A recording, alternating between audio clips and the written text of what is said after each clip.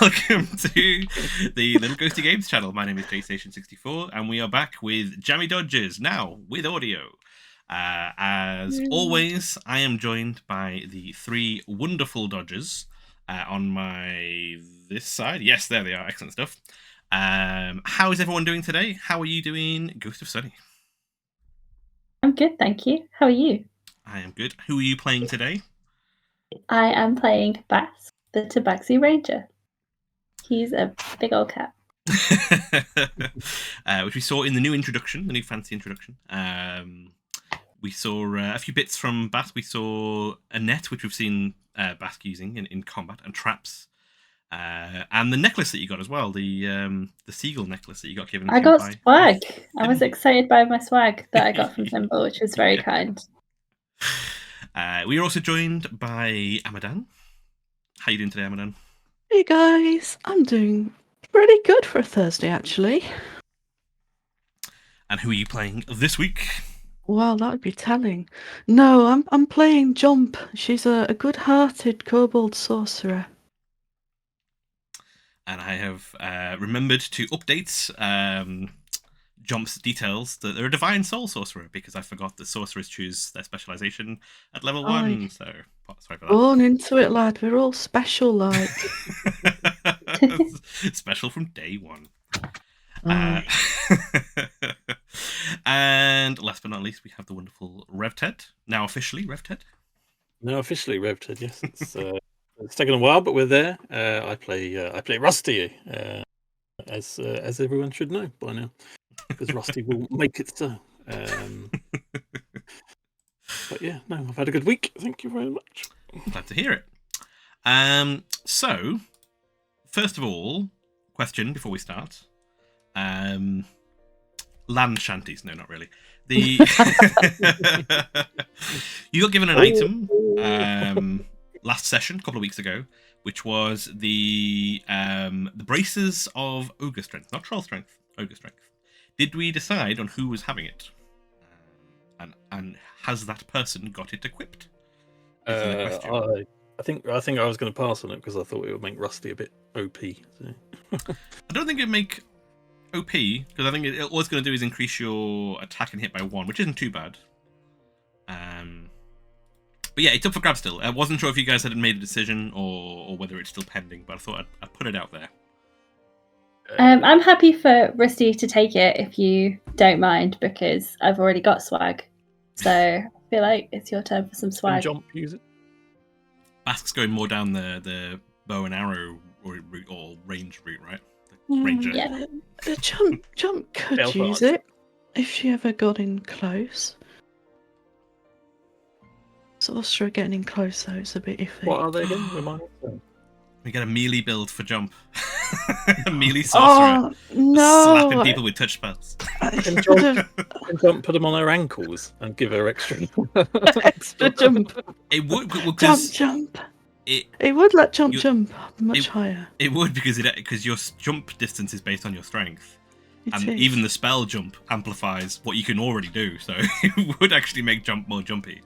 But it increases your strength skill to 19. So, in the case, gosh, so it's a pretty big boost to any of you, basically. So yeah, that was all my question was who wants it, and who's gonna enjoy using it the most, I guess. But it's entirely up to you guys. I guess it's between Jump and Rusty, because I think Basque, you've said that you're good for it. I'm swagged out. Swagged out. I honestly don't mind if you can use them. If you're going to be rolling wisdom though to attack things, then I'll get more use out of them. But if you're rolling strength, then yeah, no, I was going to go wisdom. So okay. I'm happy to loan them until someone else needs them.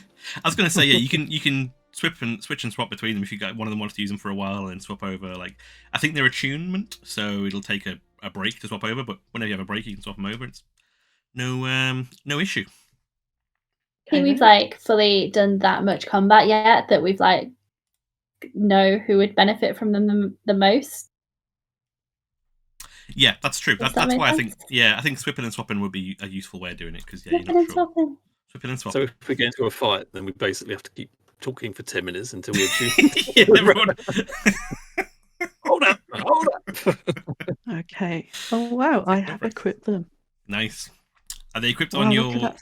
wrists? They are. Take a look at that strength score. Nice. They are on the wrists, I suppose. Not wearing them as shin guards. Oh, that would be so funny, wouldn't it? It is actually a thing though, because in the Legend of Drizzt, he takes some braces of speed off of another drow, and uses them on his wrists, but then actually moves them to his feet. Oh really? That's so funny. I love that Drizzt's like breaking the rules of D&D. I'm gonna put them on my feet. It's fine. I can have 2 sets of braces. And I get 6 attacks per turn. We have per turns in this world. No, that's cool though. So Jomp's got the what should we call them now? Like the shin guards. Shin guard. Let me change the Shin description. guards of strength. Shin guards of strength. Oh, I'm invincible. Excellent stuff. Excellent Knee stuff. pads of strength. So Okay. now that your outfits have been correctly outfitted, are you guys ready for some adventure? Bring it on. Absolutely. Bring it on. So, I will take you now to the far edges of the Rixen Expanse, where you see a mostly blue planet sprinkled with flecks of green sitting quietly amongst the stars. It is the planet recently named by our adventure party as Delcanta.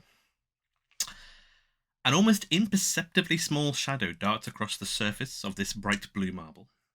A movement that goes wholly unnoticed by our brand of brave adventurers as they step out of the shade of this forest and into the harsh light of the bright yellow Scrumberry fields on the far side of the Sweetwood, which is where we left our adventurers last time.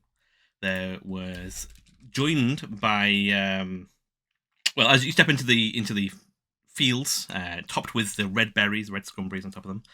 The tips of these tall plants grow taller than even your ogre friend Thimble, who's currently accompanying you, in like a huge kind of wheat field style.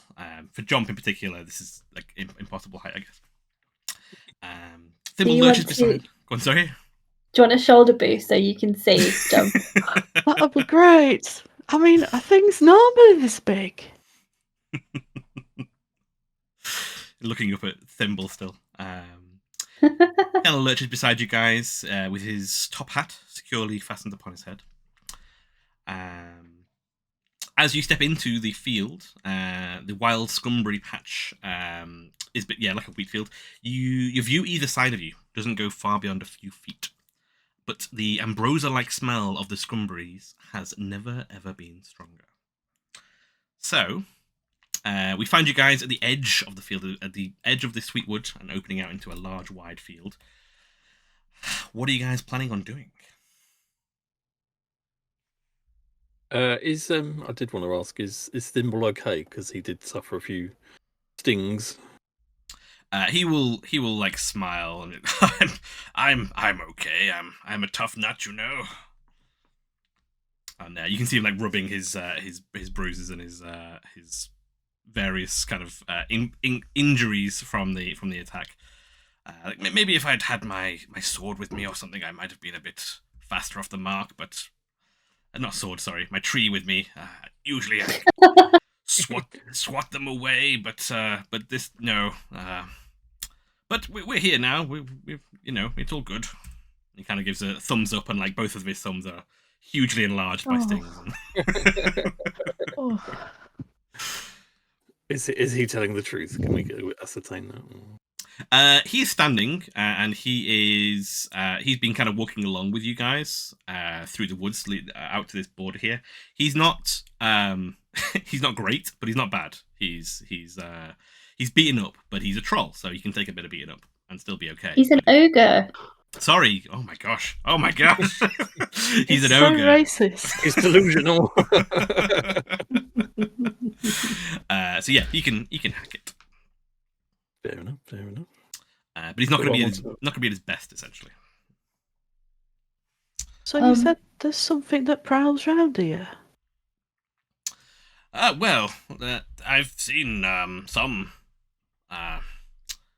scraps of bones and things like that of people that have been in. Nothing's ever bothered me though. But he kind of looks down at himself like not much ever does.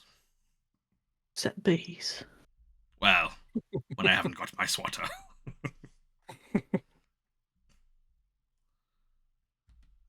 So, is this safer than the wasps? Because you said the wasps would be safe, and they weren't safe. I've been out here to get scrumberries fairly often, and I've not been attacked before by anything. And we have music now that Roll20 has verified that I am indeed a human. It thought I was a troll. Or an ogre. Should have checked that by asking you to look at traffic lights. It was just gonna be a surprising amount of things to do whilst on stream to just play some music, please.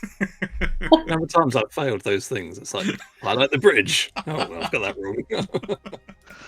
Wait a minute. What up? It's where the camera image of RevTed gets fuzzy. It's like, oh my God. RevTed.ai? What is Yeah.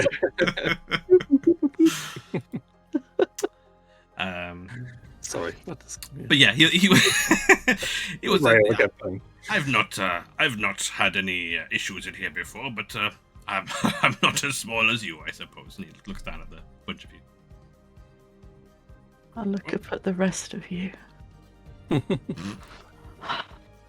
So, can we see any? Can we see any delicious scrumberries? You can do. The tops of these tall things are covered in scrumberries. I stand on my tippy toes on Basque's shoulders. Can I reach any? Yes, you can do. So, clambering up on top of Basque, making a little pylon. Jomp, you can reach with the very tips of your toes, getting the top of it. And as you do, you see Thimble reach and grab a huge, bunch of the stuff. Just bend it down towards you. That would have been right easier. And as he does, he just kind of like breaks a huge amount of it off with his brutish ogre strength. And, oh, here you go.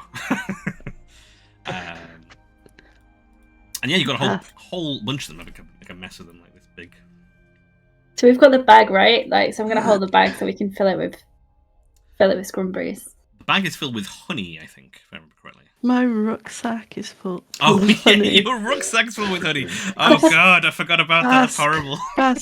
You might feel a slight drip. Drip start to run down your pristine back from my rucksack. I guess that's okay. It's not okay. What?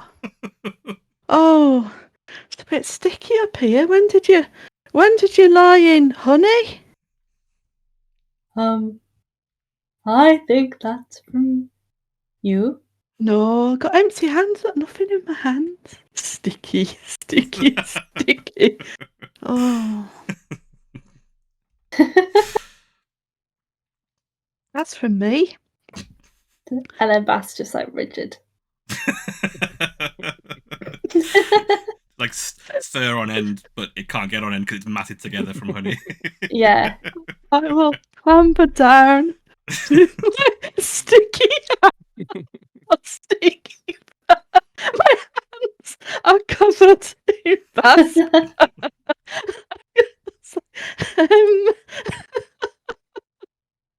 Oh, I suppose it's better than the Dodgers. All right. He's giving a lot of EO energy right now. And Thimble will like watch you guys, like these funny little creatures doing this. Like, it must be strange being small. Right. Yeah, you've got this huge bundle of scrumberries. Can we just carry them as a bundle? Do we have to put them in a bag? Are they really big berries, or are they like small, normal-sized berries? The scrumberries are probably about the same size as kind of smaller than, but maybe about the same size as grapes. So a bunch of them will be quite basically you've got a bunch of grapes worth, so you can carry that if you want to. Break it free from its stalk. So can we just carry them on the big stalk, or is that too big to carry? Is that like really a whole bush's worth? We'll just rip the plant out of the ground and carry the whole plant. Essentially, it's just broken a huge wad off. They're organic. They're still on the vine. Well, to make it a manageable, what's the thing called that like cartoon hobos have over the shoulder with a knapsack. Is it a knapsack? Knapsack? There's a thing for it, isn't there? There's a word for it. Anyway. Haversack, is it? Or something? Maybe. To make I haven't met though. Sorry, go on. To make a sizable one of those, you'd have to break the leg, because where Thimble's broken it off, like it's twice the size of Jomp, so you'd have to break it in half. Oh, not a little. No. But Jomp's strong now, so Jomp could give it a go. Oh my god, I am actually. I feel like I'm brimming. Well, my knees are brimming with power. So I'm going to do exactly what I should do. I'm not going to bend from the waist. I'm going to bend using my back straight, and then I'm going to pick up this branch and give it a go. See if I can hoist it on my rather sticky back. Go for it. I was going to give it an athletics check. I don't know if Jomp's got athletics, but definitely got strength Jomp behind it. has got athletics. Yeah. Really? Oh yeah. Bindle. Sorry. Oh, Spindle. Is that what? Bindle. A bindle, even. Oh, okay. A bindle. I like that name. I just rolled a 23. The little sorcerer that could with a 23. And yeah, you heft that thing up and break off the end with your knee, or maybe snap it over your knee. I don't know how. Oh my word! Yeah. Well, I'm gonna bite down on it using a teeth, because that's what any good kobold would do. And basically gnaw it into the shape that I want. That's it. That's good. Over my back. Ready. I'm feeling strong. Aye. Nice. This is good. A bit sticky like, but. And there's quite a lot of other berries in the area that will do, because you're looking for a couple of pails worth at least, was the request from Miss Flowerpenny. So what's the plan? Did we got some pails, didn't we? Some.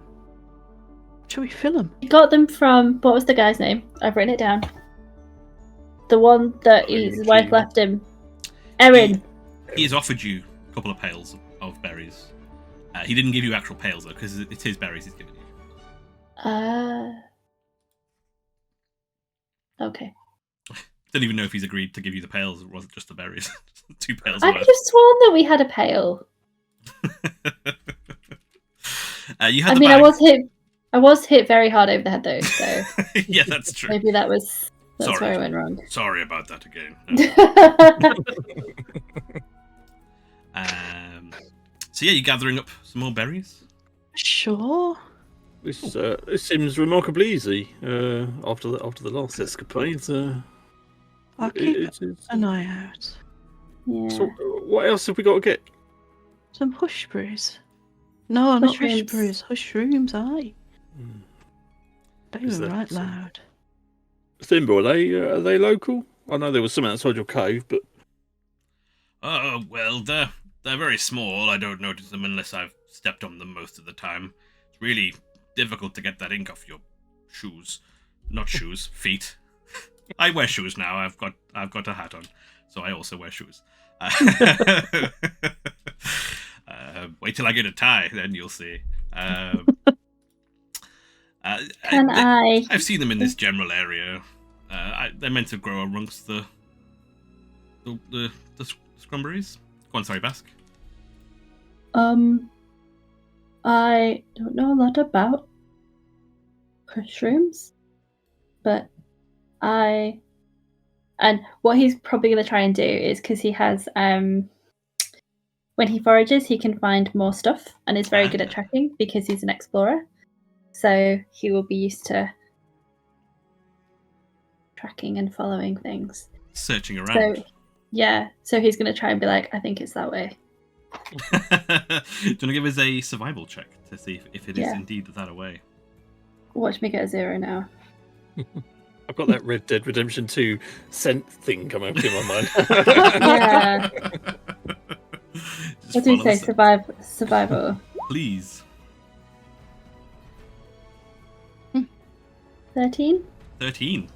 And you get the sense that they'll probably grow in bunches, maybe where the ground is slightly damper, perhaps. So you maybe see like where you can get an idea of maybe where a river may or when it rains, the water kind of flows. So decide to kind of follow that trail. As you're leaving, Thimble, have you got all of the berries that you need? Well, yeah, I think so. Yeah, I mean, obviously, any more we can always sell them, I suppose. Are you planning on coming back with us, or are you staying in your cave? I need to get back to Tilly. Yeah, Tilly, thank you.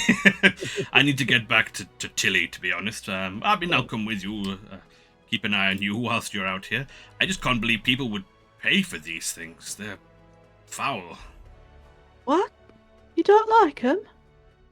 Oh, I like the proper ones. It takes a while before they get like that, though. It's the proper ones, then. And he'll take one off Jomp's. Forgotten the word. 30 seconds after Rusty told me. But Is it like a bindle? Bindle. Take one off your bindle and eat it. And you're like, oh no. Oh, bleh. I'm gonna try one of these. Can I try one? Yeah, and you guys try one. And what does a cat's, well, a tabaxi's and a kobold's faces look like when they taste something unbelievably sour?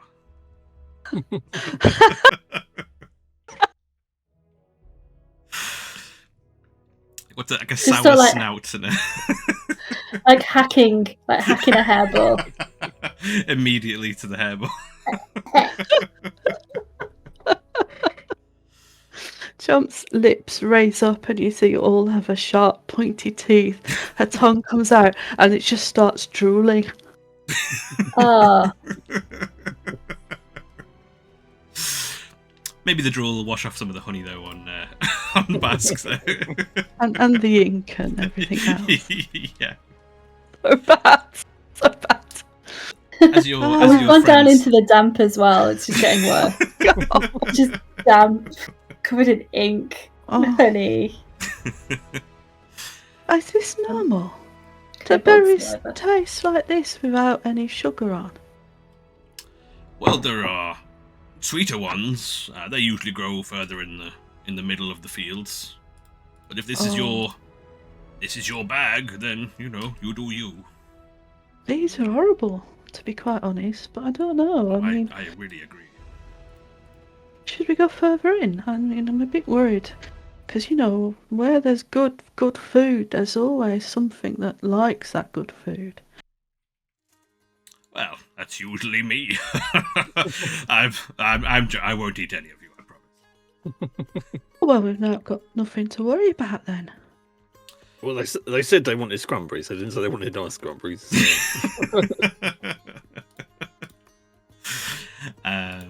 So, are you going to head literally head further afield?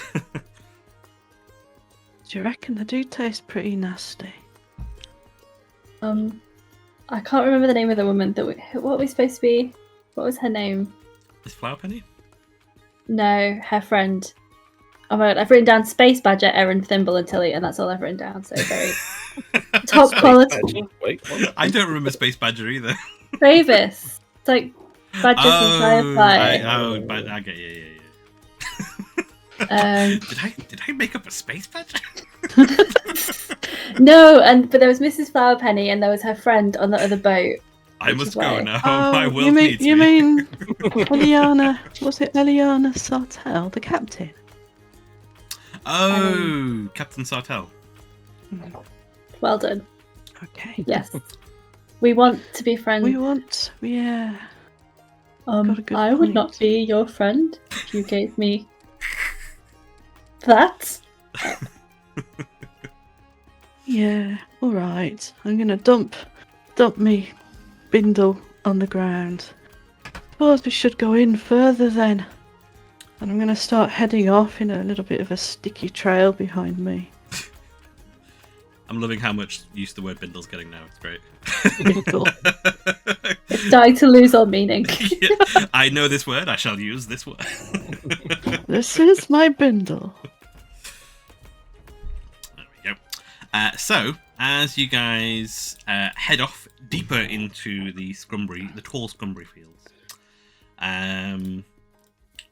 what are you guys talking about? Anything you're pondering about your current adventures? Or about Thimble and Tilly? Although I think you guys asked a lot of questions to Thimble last week. We did. Well, Thimble, you and Tilly could make a killing from this. People literally are falling over themselves for this crap in town. With your picking skills and Tilly's assets in trade. You could make a killing, you could spruce up your cave a bit, maybe get an extension. Maybe. You could get a really fancy tree, maybe. One with a bit of heft to it, perfectly balanced. Do they sell those in the city? I've never been in. Trees? Yeah, like swinging trees. Oh well, I like beating trees or like trees or. You could call it beating trees. I think it's more of a refined art myself, but okay.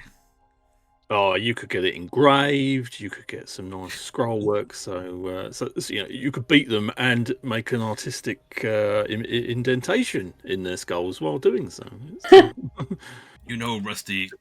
Basque, you right there? Yeah. Rubbing his forehead, like. It's all sticky. Don't do that. Bass is walking around stuck with them.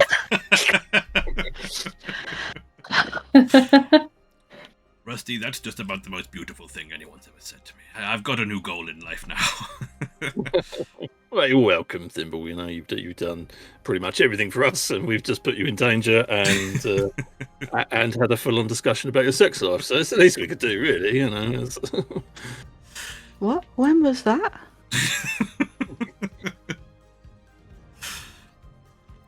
So, as you guys press further in, while you're looking for the Scrumberry, do you want to give me a perception check, please? If you so wish. Oh, yeah. I like how when you asked us to do a perception check, I constantly fail to perceive where the perception part is. Every other one's fine, just perception. I can't tell you where deception is.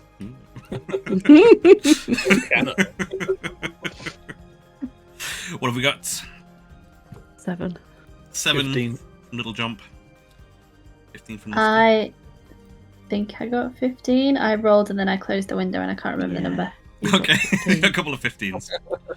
As you are continuing along, Rusty and Basque, you notice, maybe Rusty, you notice it off in the distance somewhere, and Basque, you notice entirely separately. Parts of the Scrumberry field that seem to be black, off a little bit of ways from the kind of there's no paths in this field, but the route that kind of you're taking towards the center, off to the side, just about through the thickets of wild Scrumberries, you see these patches of black, essentially. Is it, or is it the Scrumberries have turned black, or is it like a shadow? Is it moving? It's difficult to tell from this distance. Yeah. Can you not tell if it's moving though? It's not moving. Okay. Well, there's one to your left, one to your right. Did you see that, Basque? Yeah. Doesn't look very delicious.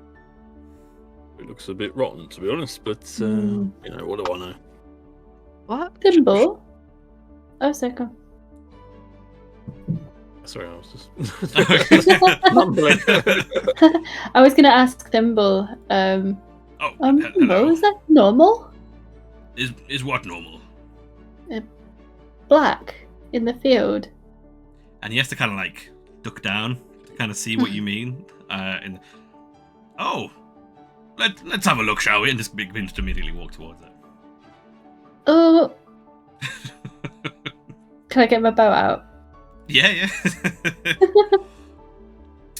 He gets over to it, clearing a wide path in the Scrumberry, as he does, as he's been. Like, if you look back, you can see the forests in a straight line from where you guys have been, just from him, like, clearing away. And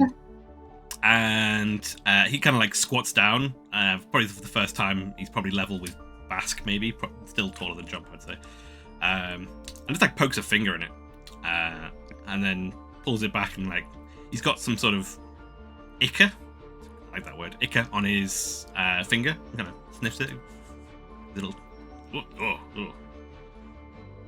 Don't know what this is. Towards you guys. Well, Can I sniff it Go carefully? and have a look. Yeah, you guys can come and have a closer inspection if you want to. he can all go and lick his finger. We've Hey, been here that's what I before. that's what I was going to do.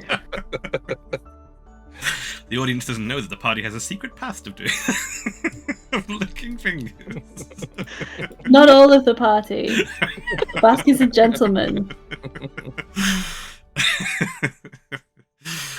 Oh dear. Is it indeed a localized eclipse? Or, as you approach, you can see it appears to be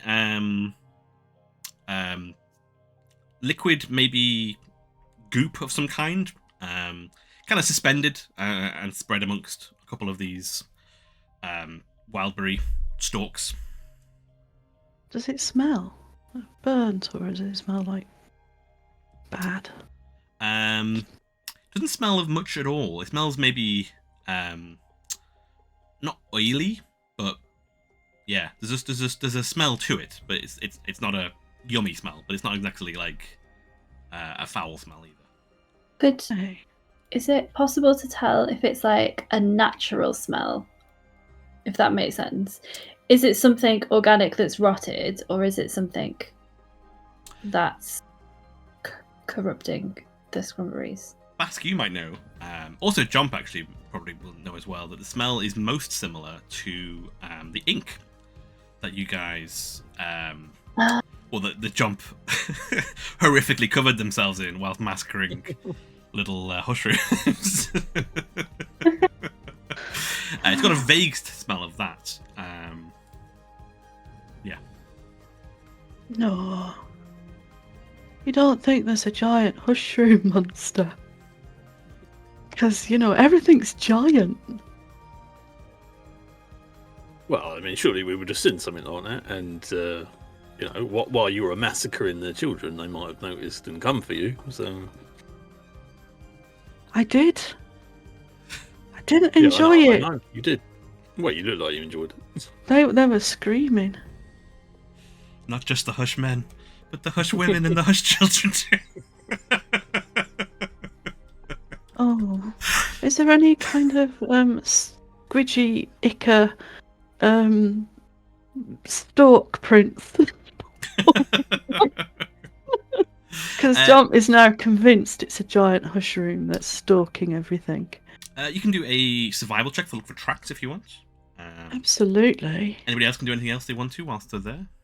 I take it the plants or the hushberries or whatever it is they're covering, the scrumberries they're covering are still intact, or are they damaged in any way? Still intact. The stalks are still intact. You can tell by the the very clear trail that Thimble has made from the path you guys were on to here, that something the size of Thimble would leave that kind of path at least.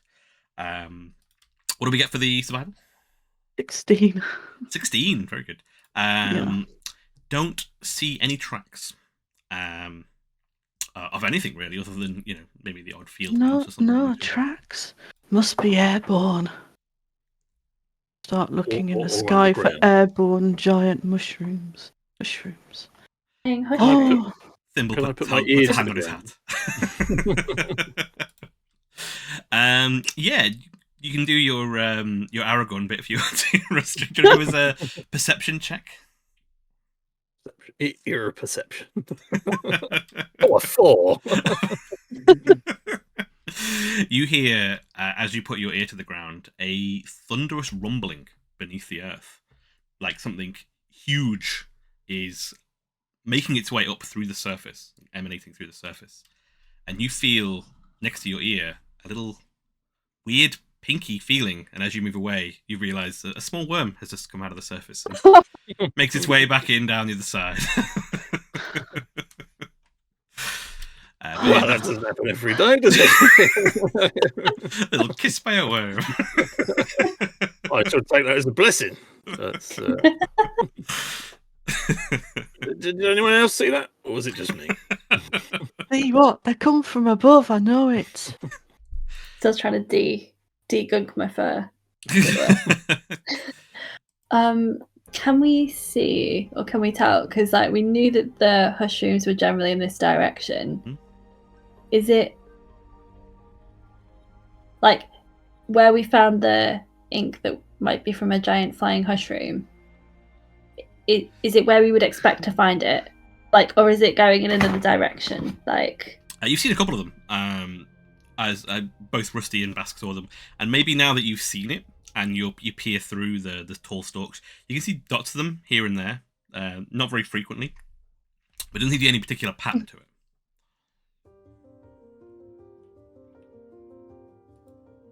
Well, I think you're right, man. It could have come from the sky. It could be like a big flying mushroom mess.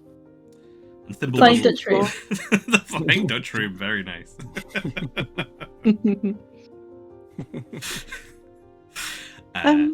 Is the ichor on just the scrumberries, or is it like covering whole plants? Or it's kind of it's suspended between a few of the plants. It doesn't seem to be kind of. It's that viscous. Yeah. Oh. And, Do we know if that was normal for mushroom ink, mushroom ichor? The Jomp will be able to tell quite clearly that the the splashes of ink that covered their face in a slasher horror moment very easily wiped off like regular ink would. But do you think they're trying to send us a message? Like, if we were up in the sky, could we read it? You know? Bess, can you get your seagulls on it? Can you get your swarm of birds and? Swarm yet? I don't have a swarm. Maybe Thimble could just throw one of us up really high. We can throw Jump. go. No. Oh, but you've never tossed a kobold before. Do you want these? Do you want these? Do you want these knee shields for extra oomph? And Thimble will look around like, I can't see any birds or anything, or flying Dutch rooms. Did you say? I'm gonna go over to where they are. Kind of. This reminds me of cobwebs slung between plants, which just gives me the heebie-jeebies. Hey, I'm gonna go over there and take a closer look at some of this viscous black fluid. How are you taking a close look? Are you just having an eyeball at it? Or? Absolutely, that's the only way I have, unless I can find a stick that's around, so I can maybe wave that in between the viscous fluid. There'll be the ichor. There'll be a like husk shards of other stalks. Fantastic! I'm going to use one of them then. I'm going to do it like, you know, when you're making a candy floss and you're wafting it round the spun sugar. I'm going to do that with the viscous ichor from afar and see what happens. Yeah, so you've got your makeshift, very basic sword, I guess, out of a husk of a scrumberry stalk. Is it almost like a nude bindle? It is. It is a bindle-free bindle. Just the. Is it a sticky stick? A sticky stick. Not yet, but it will be. And yeah, as you stab into it, I guess, and spin around.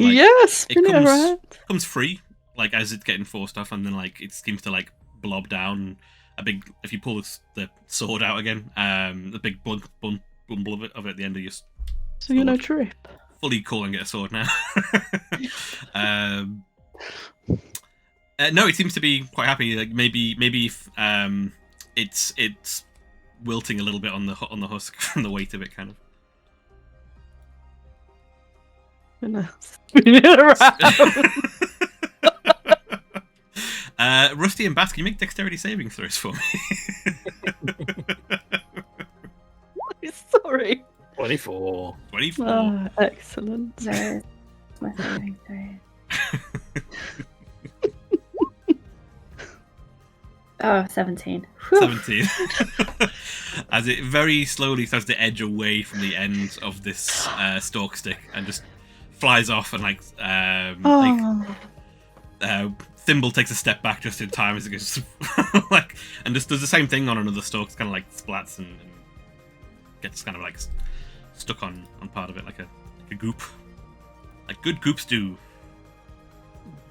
Well, I mean, I just think it's just one of those things. Maybe you just carry on. It'll be fine. You know, what could possibly go wrong? Do you think it's them ripening? It could be anything. I seriously, I just do not know. It's strange, isn't it? It is a little bit weird, yeah. Right, let's carry on then. Are we going to follow the black gunk? There's not really a trail of it. It's more just about, if that makes sense. All right. Little spots of it here and there. Shall we carry on to the centre where the good stuff was? Shall I keep an eye up on anything from above? A giant mushrooms. Aye, that might be a good idea. Cool thing to see. As an aside, Rusty, as they start to move away, is going to make sure he walks without rhythm.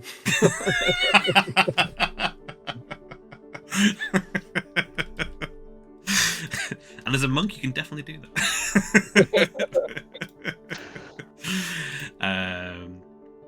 So yeah, as you guys continue on, you start to get towards the centre of the field, what feels like the centre.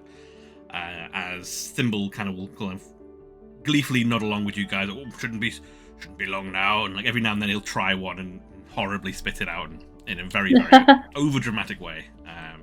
You guys have tasted it. You know what they taste like. He's been a bit dramatic. It's a little bit better. Not great though. What we're getting there. Right. And eventually, you get to a point where he kind of stops saying, "Should be anywhere here now. Should be good." And you guys can look around for some scrumberries in this new area, where there should be some delightfully nice berries. Do you want to go into perception checks to look around? Is there anything different between this area and where we've been? Let's have a look, see if I can tell.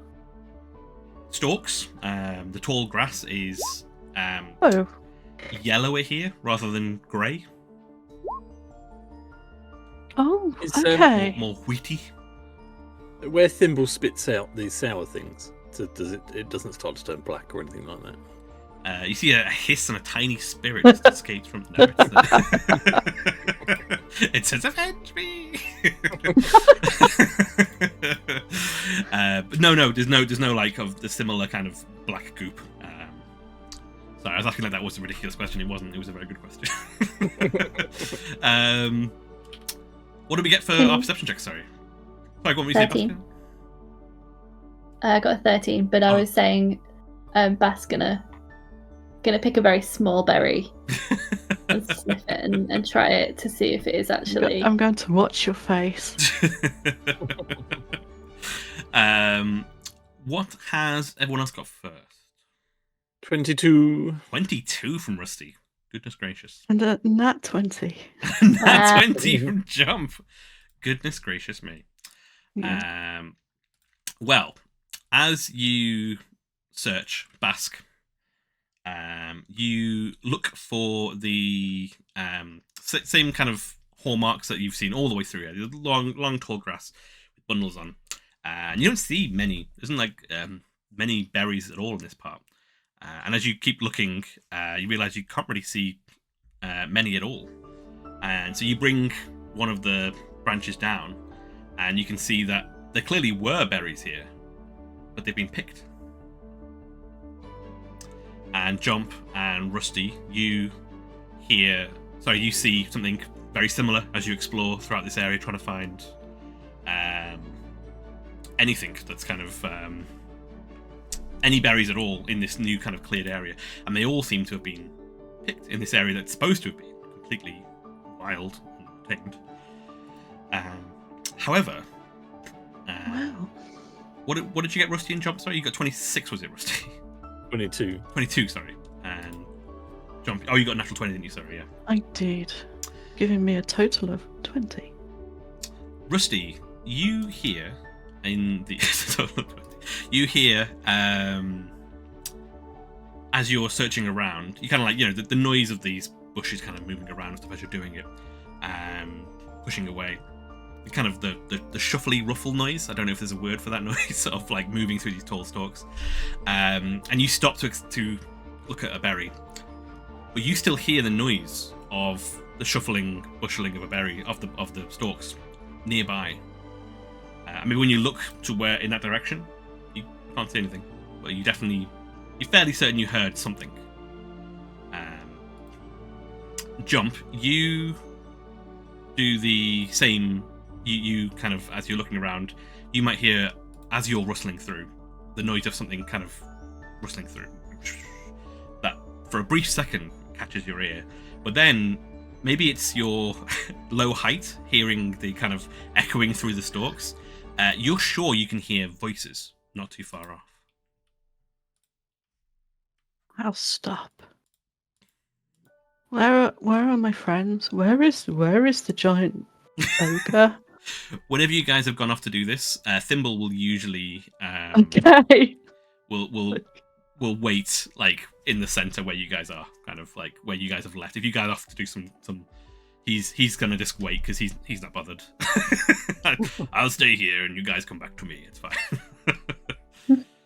Oh, well, it must have been the wind.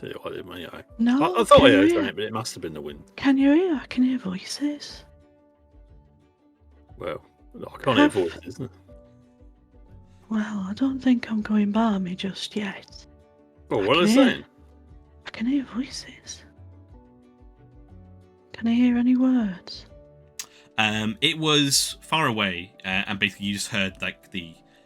It sounds strange, but you can hear the idea of voices, if that makes sense. So you can tell people are talking somewhere far off, but there's no, without getting close at least, there's no discerning what it is they're saying, what language, or even if it's a language or what. I think the thieves are. Well, they're not close by, but I think they're still in this big field. When you say they were picked, do you mean picked by like pulling, or like physically cut by a weapon or a?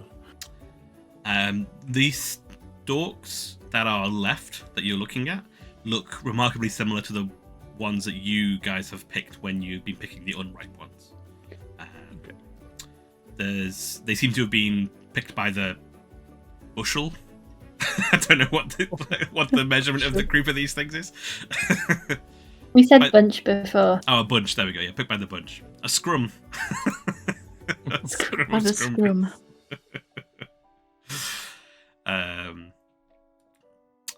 But yes, you can hear maybe to the let's say Drywood, about a couple of hundred feet away. You can maybe just hear the echo of this, like the idea of a voice somewhere in the distance with your keen ears. Keen ear holes. Keen ear holes. Yeah. It was the presence of ears that stopped Rusty and Basque from hearing. It was the final barrier that presented. So, I have a potential thought, but it might be too soon for my potential thought. And it kind of hinges on whether or not the voices are 100 feet away or 90 feet away. Because if they're 90 feet away, I can cast Entangle on whatever that area is. You have to be able to see the area, though, is the key question there. At the moment, you guys can't see more than 5-10 feet in front of you with the... If there's one thing I've learned, it's they're 95 feet away. That's the way the world works. It doesn't say anything about needing to see them. Okay. Doesn't say a point you can see or anything like that? Grasping Weeds and bounds starting from a point within range is all it says. Oh, okay. I mean, you're welcome to check because I might just be being very optimistic, but it's 20-foot square. So if Jomp can give me an idea of where they are. Do you want me to chuck you up in the air? I'll catch you. Because I'm sticky. It's okay. And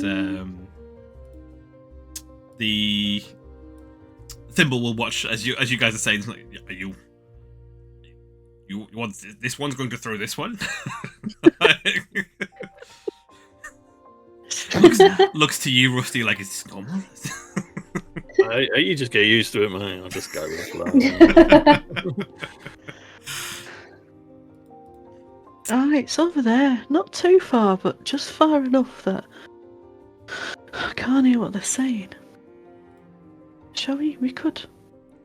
Do you want to stand on my shoulders? Maybe you can see over top. I'm not going to give you much height, am I? Maybe. And kind of go, maybe not you. And then he'll kind of look at Thimble like... Thimble, can you stand on Basque's shoulders for a minute? Stand still, hold on. And he'll kind of like put his hands on your Basque's shoulder. I feel like he hit me very hard last session. I nearly died. He owes me a boosty. Okay. And he'll kind of put his hands together in a thing to boost you up if you want to try and get onto his shoulders. Climb like a cat, like. No claws. And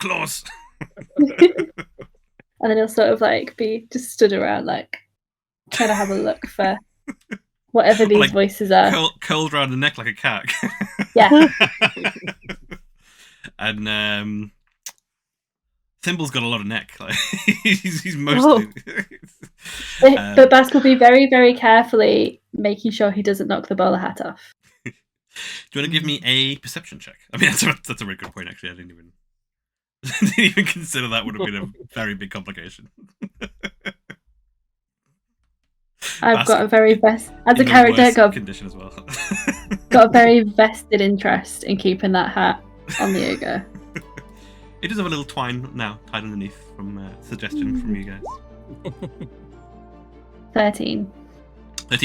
Looking out, you can now see that you guys are largely in the middle of the wide expanse of the Scrumberry Fields. And you can see for a long way away just the surface tops of these plants.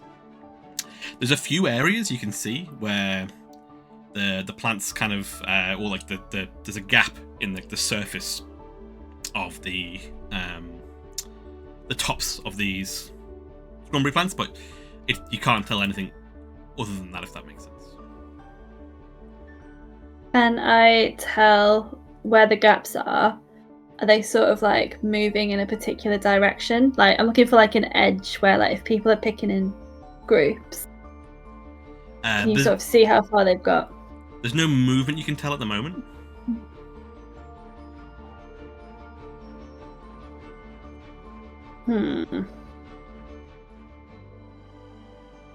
I can't see them. Very annoying. Well, I mean, I assume you can see where Thimble's walked through. Is there paths interconnecting these patches that you probably told us about in some?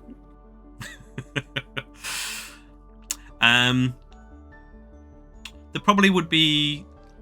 No, there's not really any paths in between these patches. There's a couple of patches, and maybe you've come across some yourself. Some are natural, some are caused by the likes of Thimble. But there's not a clear kind of workway, if that makes sense, anywhere ahead. I think we're definitely dealing with giant seagulls. It's it's random patterns from the sky. No transitions between the patches. Definitely flying mushrooms. Thimble like looks around in the sky. Basque holding on like a rodeo. Shall we go in this direction then? Wetwoods. Okay. I'll See what you can see first, and then we'll jump on whoever's. I like jumping. Thimble, I'm gonna stay up here. Okay. You want me to just to stay with you guys? Okay. Okie Give me a little cuddle. Oh, from a fluffy boy, that's awesome.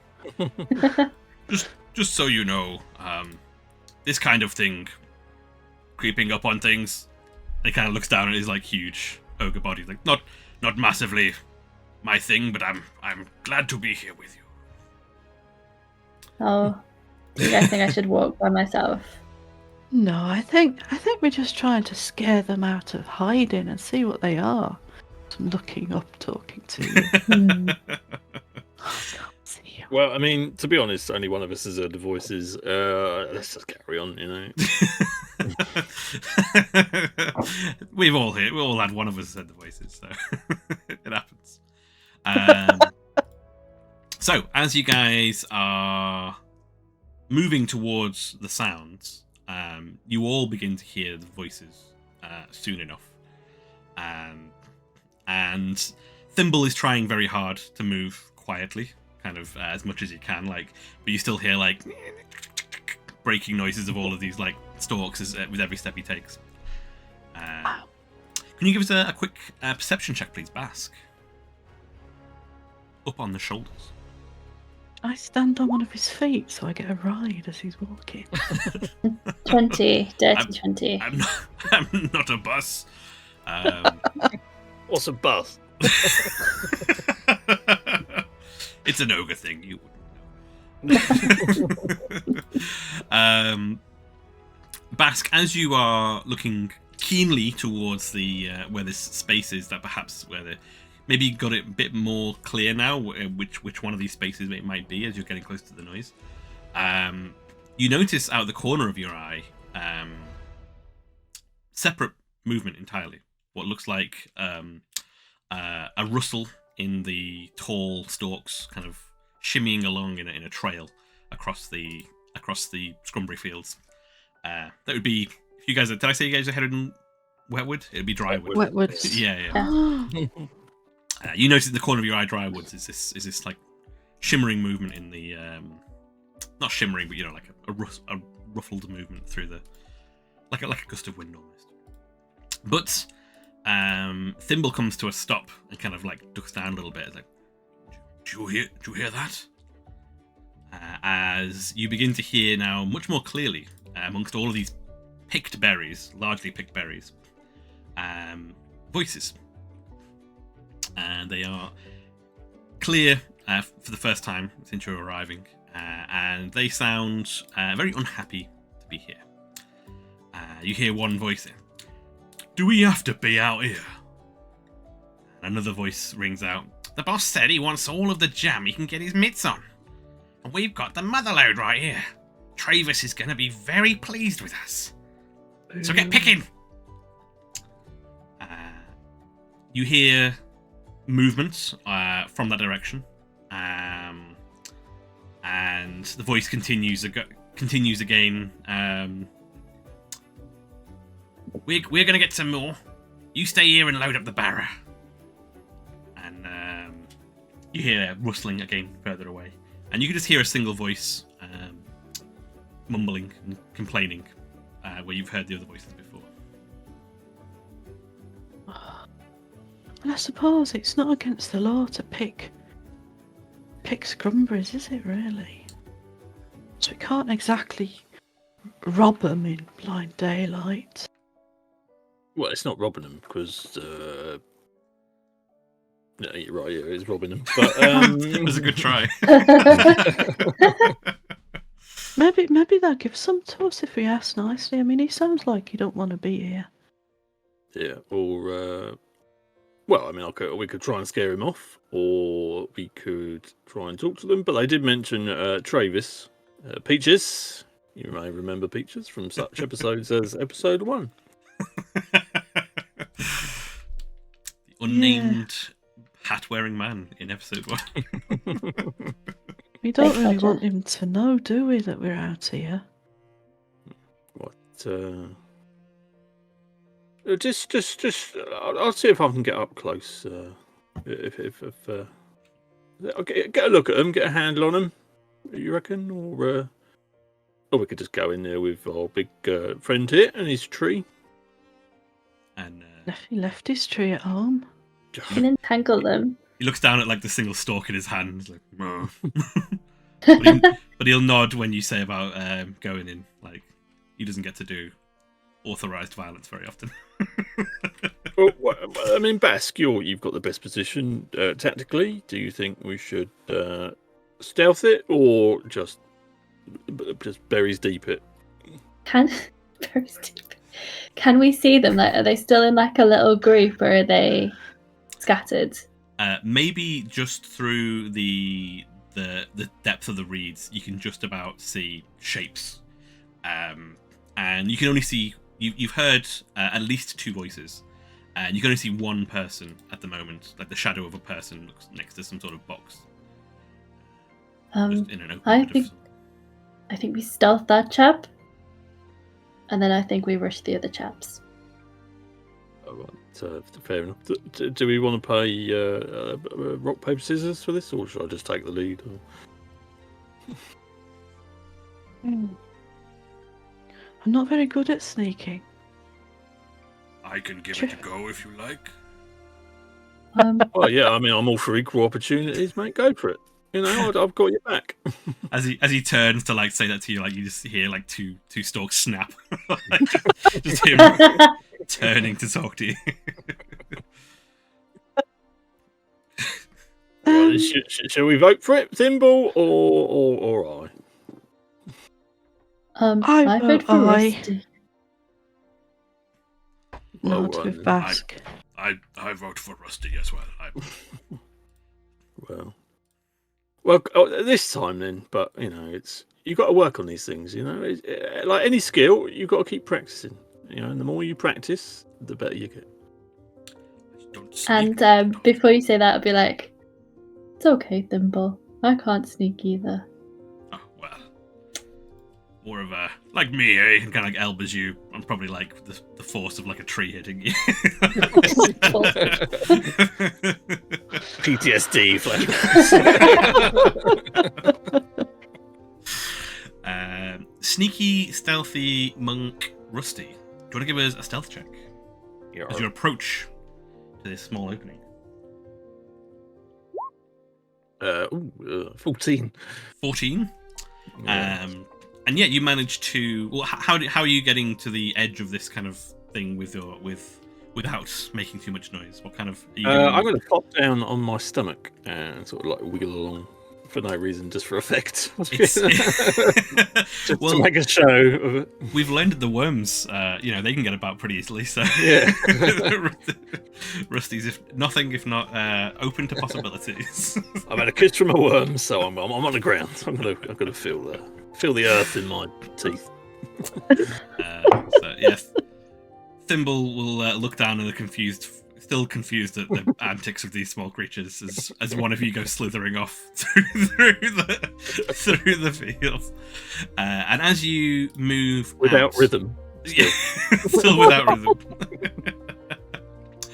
As you get to the edge of this clearing, still in the shade, and very stealthily, you see a thuggish-looking fellow in familiar garb that you've seen before. Appears to be taking large collections of berries and picking them like bunches of berries, picking them off and putting them into one of 2 huge barrels full of berries on a wheelbarrow. It's almost overflowing with berries. Well, quite clear what they're doing. This is to myself, obviously, and to the worm. Who said that? Am I? What position am I relative to him? Is the barrels between us? Am I behind him to the side of him? Probably just to his left is this wheelbarrow. To the right of the wheelbarrow is this pile of berries, and he's just kind of picking them and putting them in, picking them and putting them in. Grumbling the whole time. Stupid sunny day, you know. Berries. As he says that in a mix between common and broken draconic, even though I can speak draconic. No, primordial. I'm going to go primordial. As I can speak it proficiently, I'm going to go. Yes, you should have gone home. Go home now. He freezes, crushing the berries in his hand. Squirts. As he does that, I'm going to be like,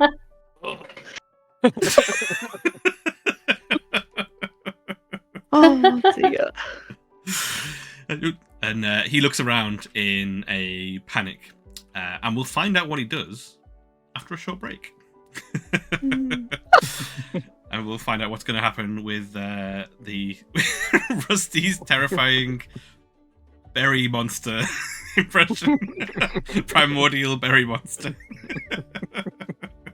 So we've about 5 minutes. Come and join us in a minute. Thank you much for joining us, and we'll see you in a sec. Bye. Bye. Hello, welcome back. We return to Jammy Dodgers as our collection of Dodgers are approaching some jam, surprisingly. Or at least some berries. In a couple of barrels of berries in a barrow. And we left it, we'll jump straight back in, we left it immediately with Rusty Dumont getting ready to do something. I know you had just spoken to this fellow in the primordial voice, and the person had freaked out, squished some berries, which screamed. Yeah. Who's there? Who's there? You know who's there. You have the evidence all over your hands. Pearson, is that you? Are you messing about? You know I don't like it out here. Do I look like a bleeding Pearson, you oaf? I am from the earth. I am grown strong by nature. And you, who threaten my kin, you will pay the price. Even now, as we speak, we are leaking and sapping into your skin. Can you please give me I'm going to say either a performance check or a deception check, whichever you're better at, for that wonderful display. Either. so the dice are going to decide this. A natural 20. Oh, very nice. Very nice. And he looks down at his hands, like with the red dripping off them. No, I knew Travis was wrong about all this. Oh, and he runs. He goes to run away from the berries, back towards where, assumedly, his colleagues have disappeared into the bushes, and kind of disappears into there, leaving a fully abandoned, rather significantly loaded barrow of berries. Barrow of berries? Barrow of berries. Are they a distance from us enough for me to call over, or? You mean your colleagues? Yeah. Yeah, you probably only went about 10, 15 feet away from them to crawl in. It's very difficult to see through this thick stalks, but it's the distance actually probably isn't very far. Tell you what, can I wheel the berries? Can I wheel the barrow of berries back through the thing? They are quite hefty, quite heavy, and you can see in the clearing there's like gear for about 3 people. There's like a few flasks and stuff like that around, and you can heft up the barrow and begin to move it away. As you step away, kind of like got the front half of the thing through a a bush, you see just to your left a figure kind of emerge from the tall stalks. And he goes, "Listen, Barry, I'm sorry, I didn't mean to shout at you before. Who are you?" Who are you? He like looks you up and down. "I'm the one who's bloody wheelbarrow, that is. Who are you?" Well, And you... Go on, sorry. no, it's fine. I was gonna say he'll put his hand to his sword, maybe. Well, right, let's just calm down. Every single action in life has a perfectly reasonable explanation.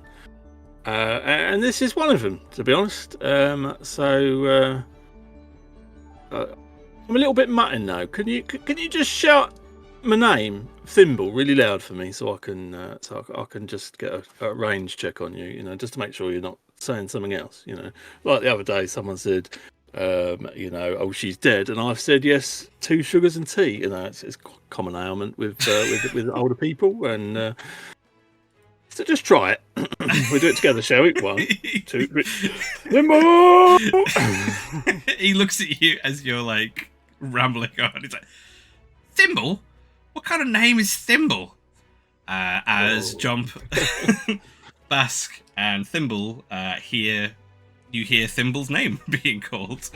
And Thimble looks to you two. That didn't sound like him. It also didn't sound like his voice. Jump looks up, stops what she's doing as she was camouflaging herself by sticking reeds and mush to her scales that are covered in honey by now. "Oh, I think we should go and see what Rusty's up to then." So patting it down.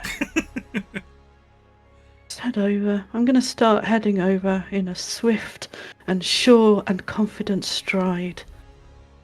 You, I'm gonna follow. You said that we were only about 15 feet away. Yes. Can I cast my favourite spell? Entangle. You can just about see through the reeds, as I mentioned before. You can see like the vague shapes of it. So you'll definitely be in a position where you can cast your Entangle if you want to cast that towards where Rusty is, I guess. I'm going to say you can probably see the figure, just about see the shape of a figure beyond Rusty as well as you go through. I'm going to cast it beyond Rusty, centered on that figure. Cool. And Thimble will look to you as you're doing... What does it look like when Basque casts a spell? Oh. And he'll just sort of like... Closing the eyes is the best. It's like the equivalent of firing a gun with your eyes closed again. He doesn't because he knows he can fish and he knows he's good with a bow and arrow. He doesn't quite feel confident with his spells compared to everybody else, and he's seen the amazing things that Jomp can do, and he's just kind of like, "Oh." So that's his technique. And Thimble will watch you and be like, "Are you coming? This is our kind of thing, right?" And to Basque. Okay. And they'll kind of trudge after him. And you will see, probably trudging like making way ahead of you, Thimble, like quite eagerly making his way, brandishing a single stalk of Scrumberry. You will need to, our baddie or our henchman will need to make a strength saving throw. He will. But as you and Jomp, sorry, yeah, actually, probably could you run off ahead. As you jump out and see Rusty at sword point by now, by this figure. And then both Rusty and Jomp, you both behold as all of the large, scrumbery, tall, kind of stalks bend down almost of their own will and begin to wrap around the arms of this figure. As he looks around in a panic, as the ground rumbles with more stalks coming out and wrapping around his feet, as he is suddenly entangled by the very wild Scrumberry fields themselves, and he looks around in a panic. What's going on? As out of the forest, in front of him, or the forest, the tall stalks in front of him, bursts an ogre who looks down at him next to Rusty, followed by a tabaxi. And he kind of looks at the four of you and changes his look of fear to a very fearful grin and immediately drops his sword. I can see you should probably keep the wheelbarrow, my friend. You can have that if you want to. It's a very good wheelbarrow, and you're welcome to it. As he's like struggling against these Scrumberry vines that have bound him together. That's very kind of you. As an aside, what do you think of my friend? I've been trying to teach him stealth methods. I think he did very well. I mean, you haven't shat yourself yet, but I think he's doing well. What do you think? The gentleman over there. Just tell him what you think of his stealth skills. And Thimble will be like brandishing, both-handed this like whipping stick to his size of a stalk, and like we're looking towards you guys like, do I get to? And this gentleman will. You're very, very. Which gentleman do you mean? I don't see any monstrous, terrifying creature in a hat at all. Very, very stealthy indeed. It's like a wind, wasn't it? I tell you. Yeah, no, it's absolute breeze. Yes. Just as a quick aside, I've made it my plan and mission in life to ask the name of random people I meet. I don't ask why. I just like to record these things. So, but before you run away in sheer terror, could I just get your name, please? I'm Rawley. Nice to meet you. It's nice to meet you too, Rawley. Do you come here often? No, this is first time actually. My acquaintance, you could say boss, wanted. He's gone absolutely mad for Scrumberry Jam at the moment, so we've been collecting it as much as we can. And but I mean, I'm sure he won't miss a couple of barrels of the stuff. And you can see like it pains him to admit how much you guys have of this stuff. And the amount of berries you guys have seen picked on the way here as well. Like, there's clearly like a day's work that you guys are doing. That's very kind of you. Be happy, I mean, I can't imagine how your boss would cope to this kind of ineptitude. I mean, I've known this bloke called what was his name? Basque. What was his name? Badger. Badger. Was it Badger? No, it was Peaches. That's the one. Do you know Peaches, Rawley? I can't say I know any Peaches. But I mean, if they're looking for people who do good work and have good ideas, good. What was it? What was it? His underling called it. Trevor, Tractor, Travis Perkins, something like that. Travis, that's the one. Oh, I knew it was on the tip of my tongue. I knew it. Did you see Tractor in there, by the way?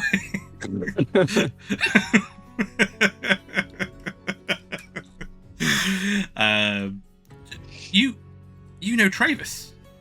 Oh, Peaches, yeah, we know him. Yeah, it's. Have you come to sell this stuff to? This was my idea. Who told you? Was it Liz? Yeah, it was Liz. Yeah, them, Liz. Yeah, it was definitely them. But anyway, a Thimble here. Well, I'm not going to lie. He's going to smash you into a pulp with that tiny little stick.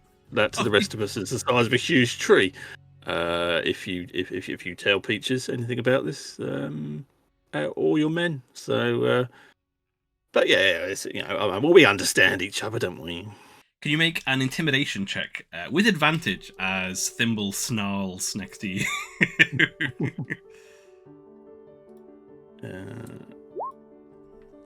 11. 11. And he'll say, yeah, I won't tell Travis, I won't tell Liz, I won't tell anybody about the 2 buckets of berries. Barrows, I think. Buckets are small. Yes, barrels. He keeps eyeing like the barrels next to Rusty. So who's Liz then? Which she's one of. Well, she works with me sometimes, and same as Barry and Pearson. Same as Barry, and same as Pearson. And Carl. Can I point out Carl. that Entangle has a 20-foot radius, so if they are within a 20 feet, they will also be entangled. Just saying. You've not heard anyone else kind of like get the audible effect of being entangled in something. But you also, I mean, it took you a while to get from where you were to where they've been picked already, if that makes sense, to get back to to get to this central point. And you can see that this fellow is Rawley is trying his hardest to kind of like, and if I was to speak to Pearson, I'll speak to Barry again. Like, he's just looking around when he's saying it. Are you calling your friends? Yeah, he's. I think he's about as subtle as a brick. As subtle as a brick to the face, to be honest. Jomp. Is there anything you want to nibble on his fingers? Maybe taste him just to make sure he's telling the truth about not telling anyone. Well, I can tell truth from life. I nibble on fingers. So I can give it a go. Yeah, why not? He looks absolutely terrified when you say that. What am I lying about? What do you want to know? Show my pointy teeth. What do we want to know? What you got to tell us? Straining against these plants now.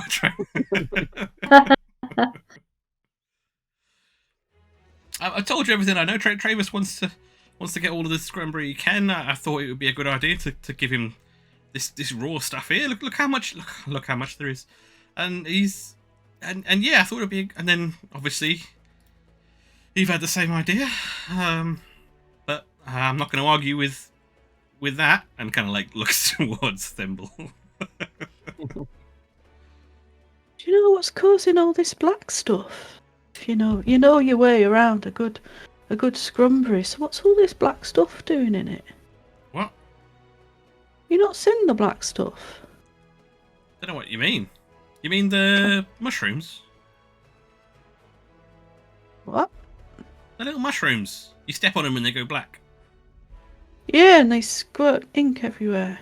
Yeah, they put a little face and they're like, ah, you squash them.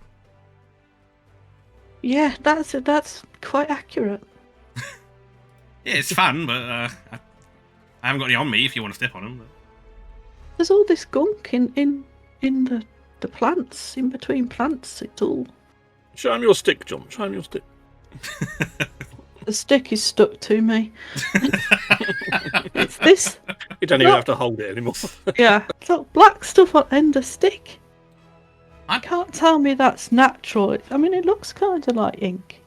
I've got no idea what that stuff is. I'm not a plantologist. Oh, I thought you were, because you knew where the best ones were in the field and all. No, I know what berries look like and I know what they taste like, so I come and get the. And as he's saying that, you hear from off in the woods somewhere, what sounds like Barry. There we go. I remembered his name. Giving a blood-curdling scream. Oh. That is immediately silenced. And Rory looks around and what was that? Was it? Are there more of him out there? And like looking towards Thimble. No, I think they're giant flying hushroom. What? Oh, I've stepped on so many of them. Oh no. Coming for you now. This is your doom, man. Can you see anything up there, Basque? Do you want to give a perception check, Basque? Where is my perception?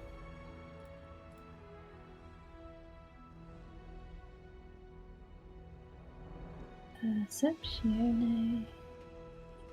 Perception's the hardest one to find. It always is. 22. 22. Very, very good. As you stand upon the shoulders of giants, literally, as you stand upon the ogre's shoulders, you can see in the direction that this scream has come from a rustle in the tall Scrumberry trees. The same rustle that you heard before, Rusty, and the same that you kind of caught a glimpse of before, Basque, when you were looking away.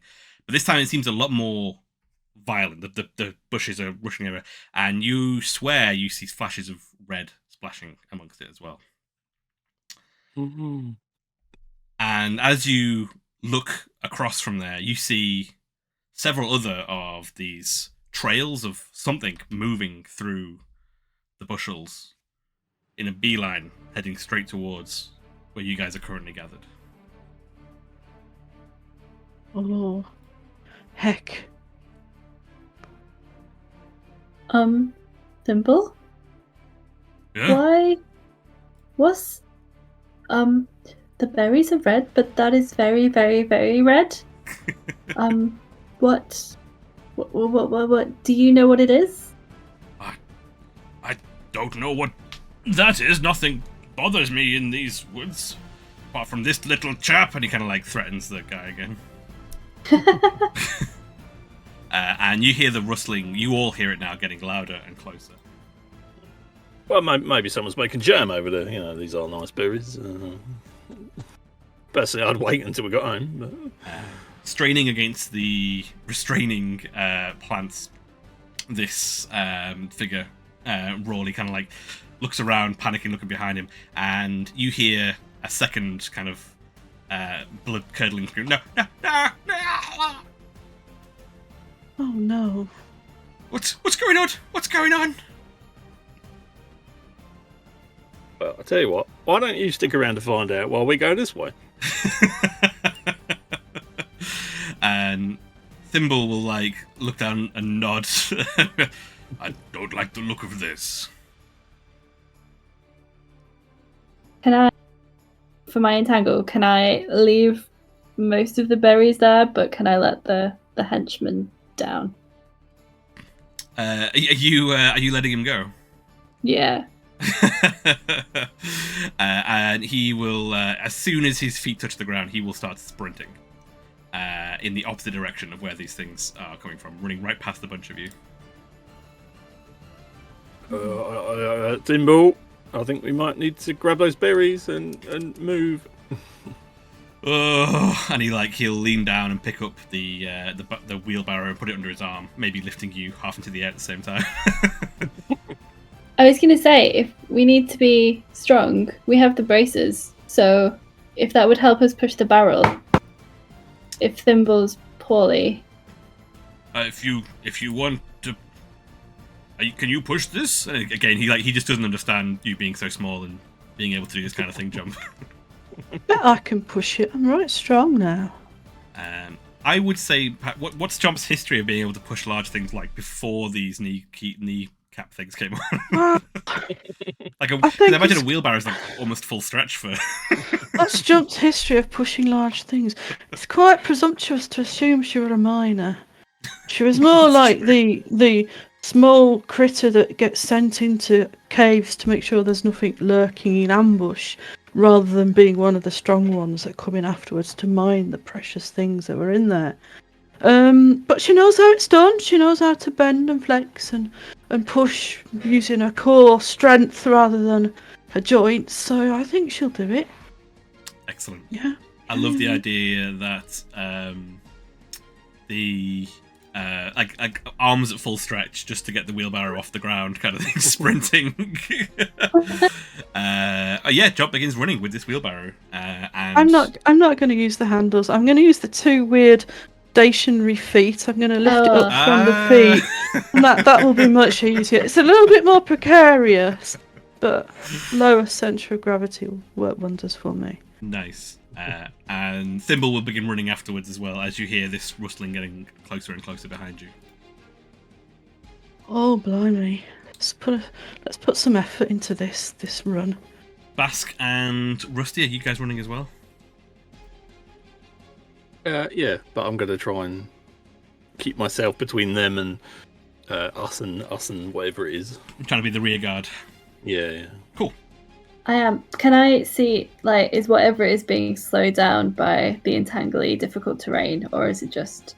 As you guys sprint away from this area where you met these workers for Travis, for peach workers, you see, you kind of like, as it goes into the distance as you guys run, the rustling does not seem to slow down one dot from as you go past the entangled area. As it seems to get louder and louder and closer. Do you all want to give me athletics checks as you sprint? Yep. Oh god. Oh blimey! No. It's a no. I did get a natural 1, but it was a +2, and then for some reason -1. But I don't know why. just because it was a natural one, the game's like, no, you don't get any bonus. Yeah. So what have we got all together? We've got That's because of your strength modifier. yeah. We've got 2. 18. An 18 from Jomp. And an 8. And an 8 from Basque. You guys run, and Thimble is keeping up with you. And the rustling is getting louder and louder, but then it begins to fade away slightly until you have sprinted as fast and as hard as you can for a little while.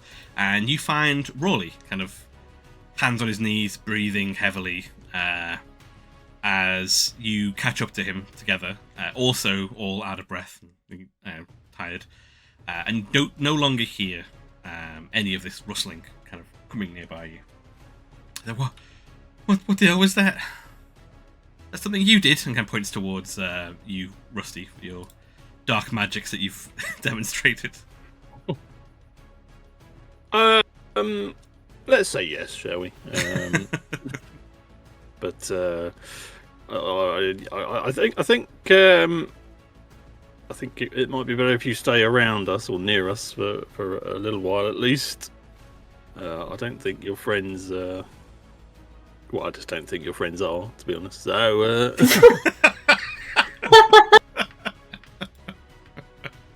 Hey, maybe if I help, I could help push the barrier, maybe, and we could perhaps split some of these deals off. What do you reckon? I mean, I'd have to talk to my friend Jomp. You know, I mean, she's the smart one in this group. So. I'm good at numbers, me. As you guys are discussing with Rawley his potential cut, can you all give me perception checks, please?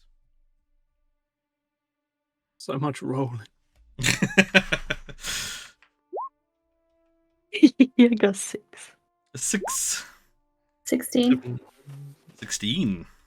17. 17. So, as you are chatting with Rawley, you hear Rusty and Basque. You hear, and all too late, the noise of something, a chittering, a strange kind of noise, immediately behind Jomp. Oh no!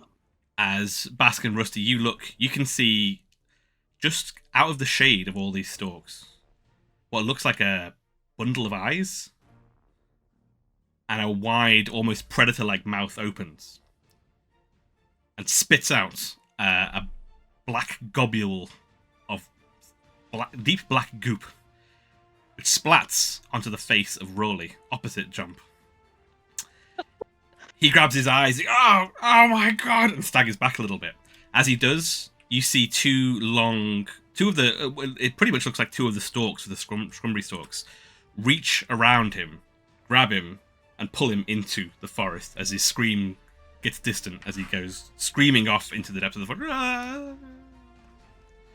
As you see standing amongst you, now that it has arrived, one of these, which I will share with you now. Oh my word. I'm really zoomed in, so I'm not sure I want to see it. I'm on my phone, so I'm like frantically trying to get to it. Shut. Delicious. It that's just wrong. screeches at you, and looking around, you can see another one opposite, above where Rawley had been taken, stood almost on top of the stalks themselves. What do you guys do? Do you know what? It's really hard to make friends in this world. Every time you try and offer a hand, they get dragged into a thing and eaten.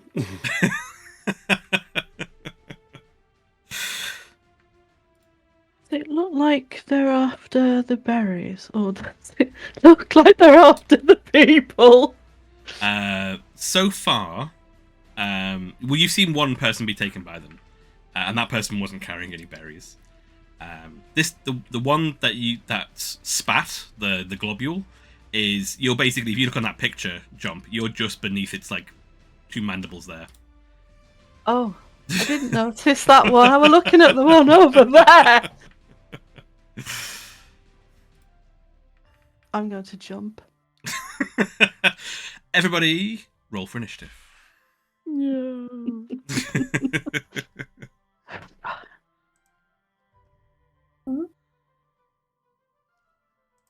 My initiative. 13. 13. 14. 15. 13, 14, 15. Excellent stuff. Nice and easy. What has my chappy got? Oh, that's why. I already put them on the thing. I was like, I'm sure I prepared all these by having them, like, on the screen. And I did. I just didn't realize that I did. There we go. We have got a...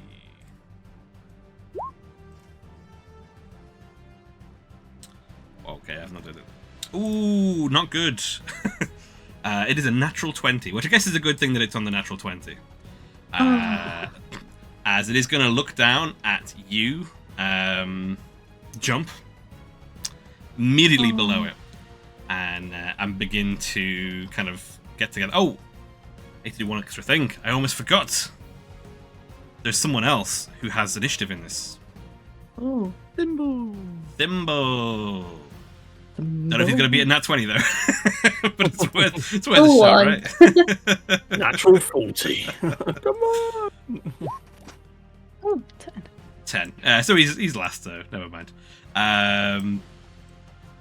Yeah, it's going to open its kind of mouth wide again and try and fire right at you. Can you, as this globule of ink, almost point blank range, just splats over Jomp's face?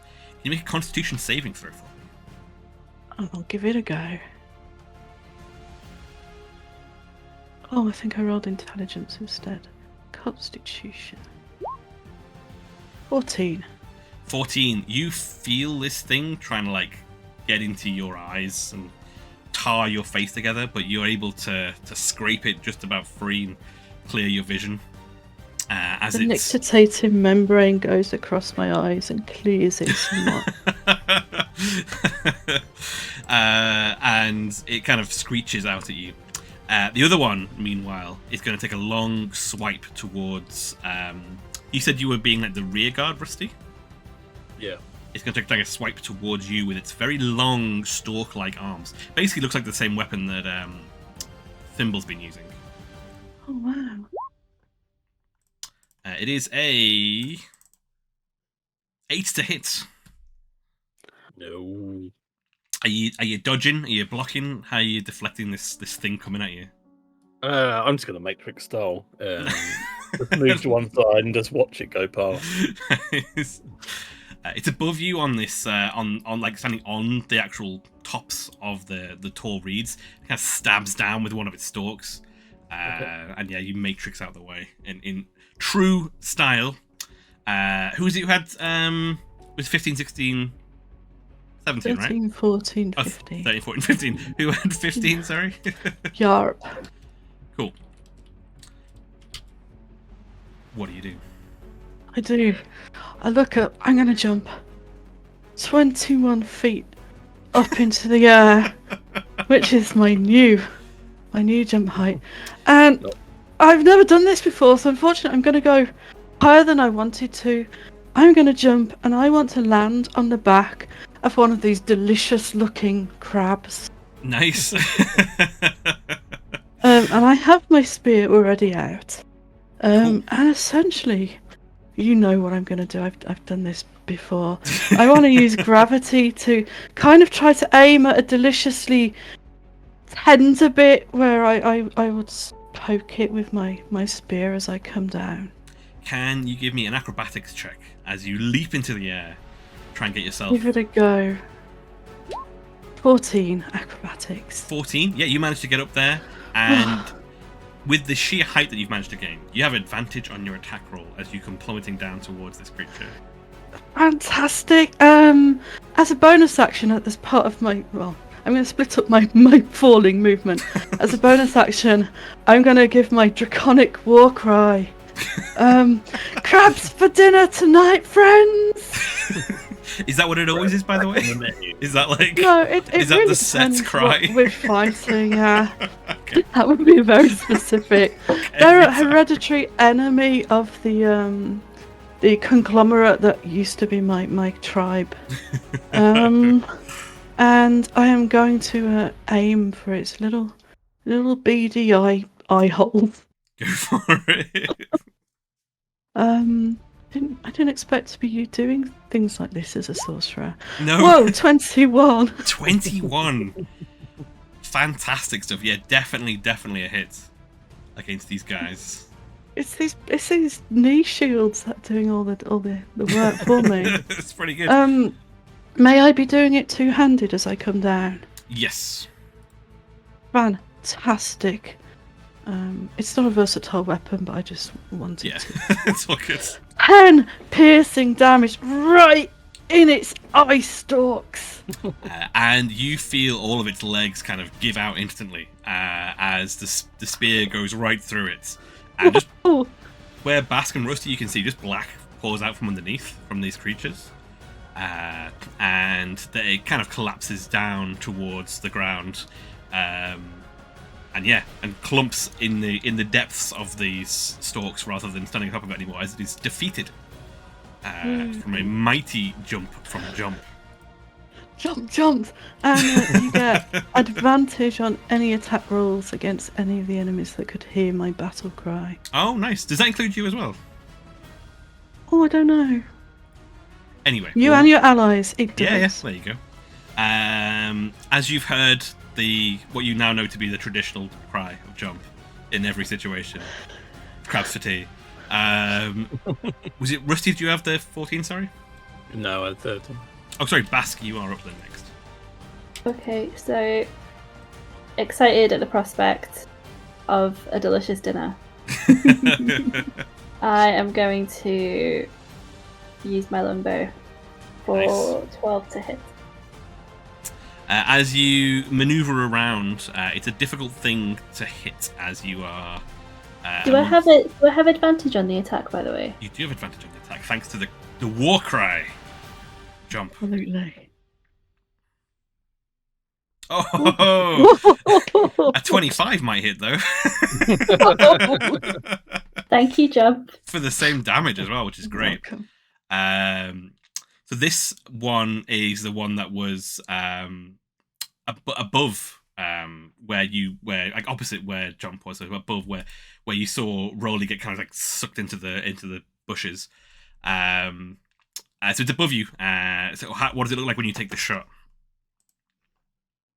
Unlike when he is casting a spell, I feel like Basque is going to be like, it's almost like muscle memory. Like it should look awkward, but he's using a crossbow, I think we said, rather than a longbow. But I don't No, think it's you just a have to longbow, I say think. that. Okay, so he's gonna. But you are trained to use your ranged weapons in point blank range. So even though this thing is immediately above you, you are able to use your skills as a trained fighter to be able to pick off this thing. And much like the spear bolt going through the top to the bottom of this creature, you see the spear bolt go up from the bottom through the top of this one, as it too has suffered. And it just kind of like staggers backwards, and you just hear, you don't get to see it, but you hear it kind of clumping in the background. But moments later, well, even like at the same time, essentially, you still hear lots and lots of these bushes rustling as it seems like more and more of these things are coming. You still got movement, Basque, and then it's your go, Rusty, as well.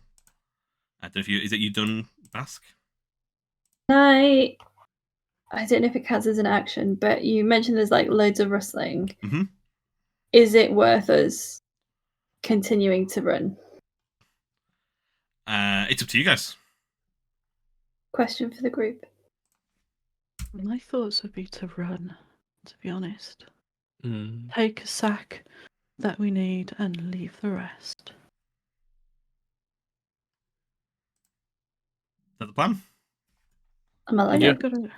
Shame we can't hack off a leg and take it with us. That'd be nice. You can't even spend some time doing it. Up to you guys whether you want to spend some time doing it or not. No. No, it's probably full of black gunk anyway. There we go, got the music back. There we go. Give me a second. Cool. So, you guys grab. How much are you grabbing? That's the question, I guess. Are you taking the whole wheelbarrow? Are you grabbing? I think that will slow us down. I think. What do you think? They're in sacks in the wheelbarrow. They're in barrels in the wheelbarrow. Yeah, 2 big barrels. Just pick up a barrel and run We've still got with it. Thimble though, haven't we? Mm-hmm. Oh yeah, we have. Thimble can pick up a couple of barrels. Oh, And then we run. okay. Take what you can and run, kind of thing. He puts his arms around like a barrel each, and kind of like huge things in front of like. Are the barrels that big? Because he's like 12 feet tall. Proper barrels of berries. It's at least a whole day's worth of 3 people picking berries all day. You guys have collected, and it begins to like thud awkwardly through the thing and you hear now the chittering that you know the face of coming closer and closer behind you. Is there anything you guys are doing whilst you're running? Is Basque still on Thimble's shoulders? Are you still on the shoulders, Basque? I think he will have got down when we were approaching poor Rolly in the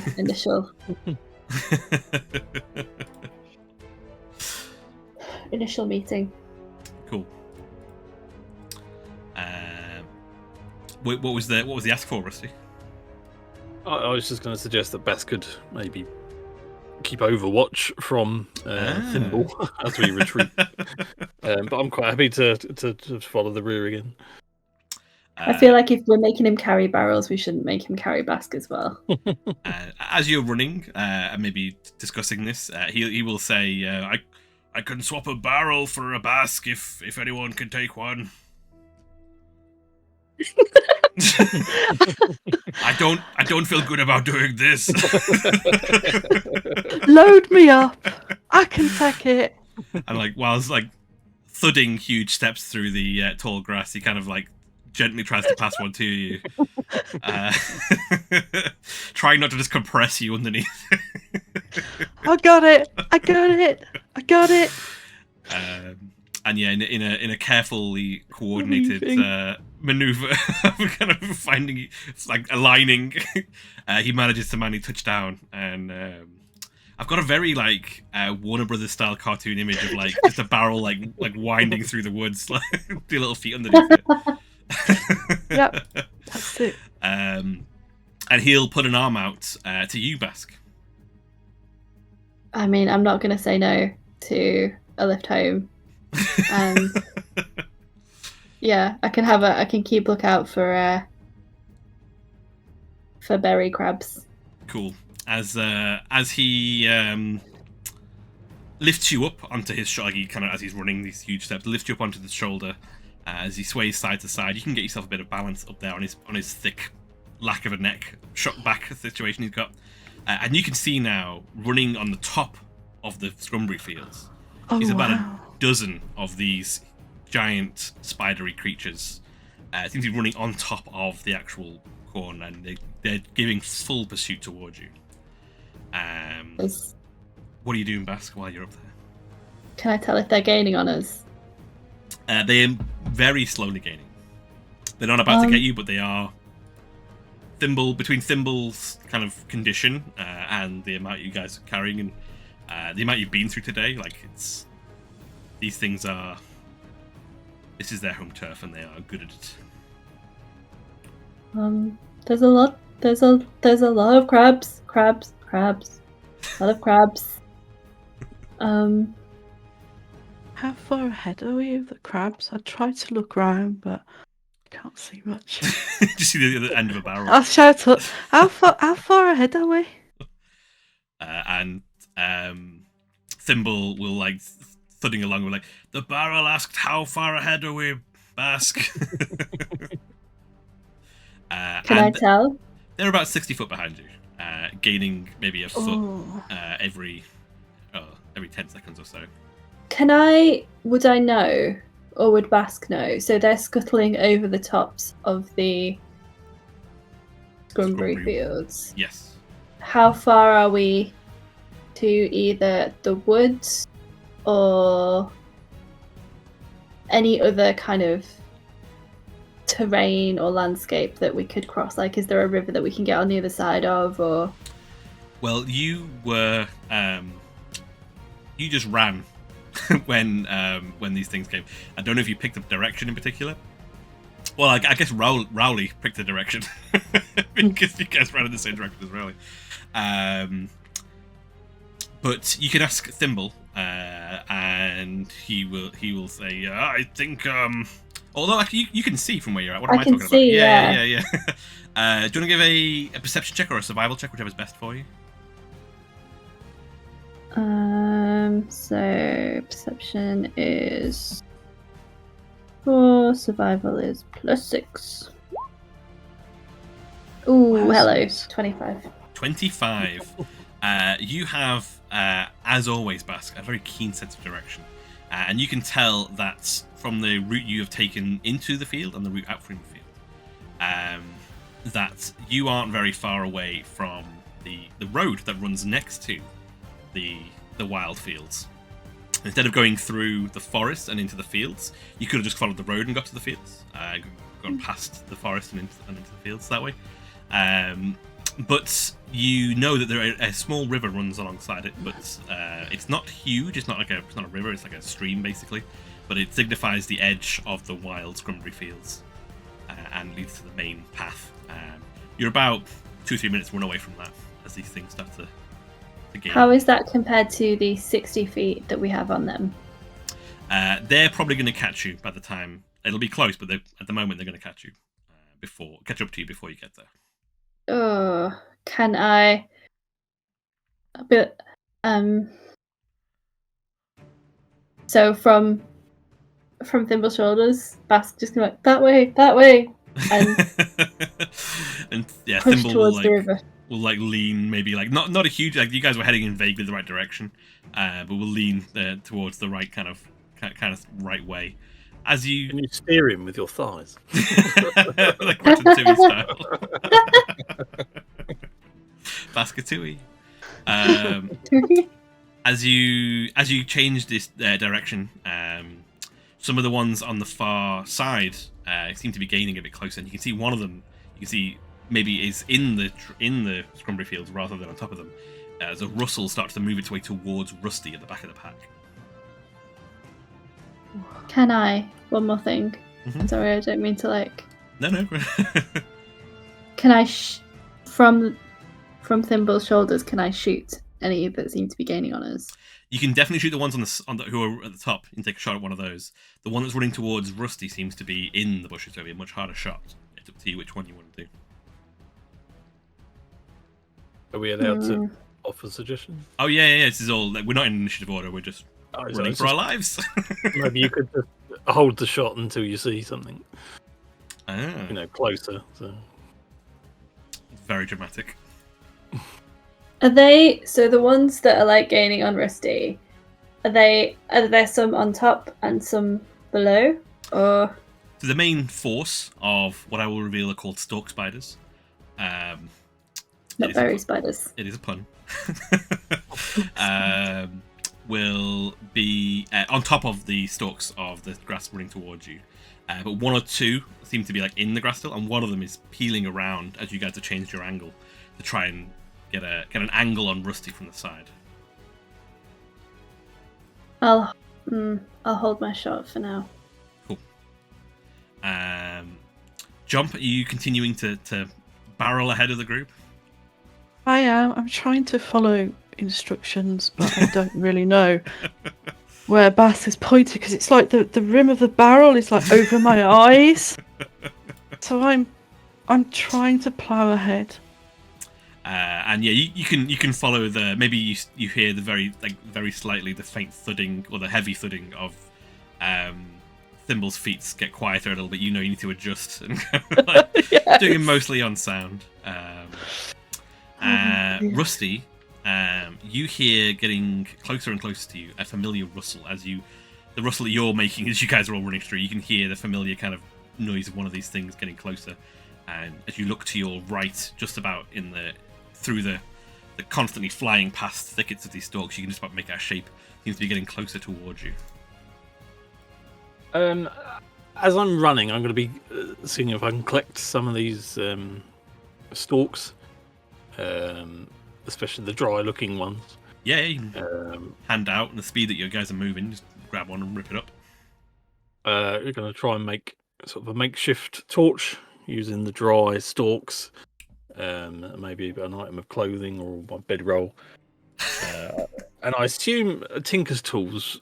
I had a quick look what was in them, but I would have thought there'd be something for starting a fire, or like a flint and a stone, or. Have you got Tinker's tools? Yeah. Oh, I didn't realise that. Yeah, I'd say it's going to be difficult to do with something that's not like explicitly for making fire, both in terms of the bedroll and the tools. But it's definitely doable. It's probably going to be either a sleight of hand check or an intelligence check. I think one of the two to try. You're trying to wangle this physically, or you're trying to work out a way for it to work straight away, if that makes sense. I don't know. I mean, we are running, and it was kind of an idea on the fly. So,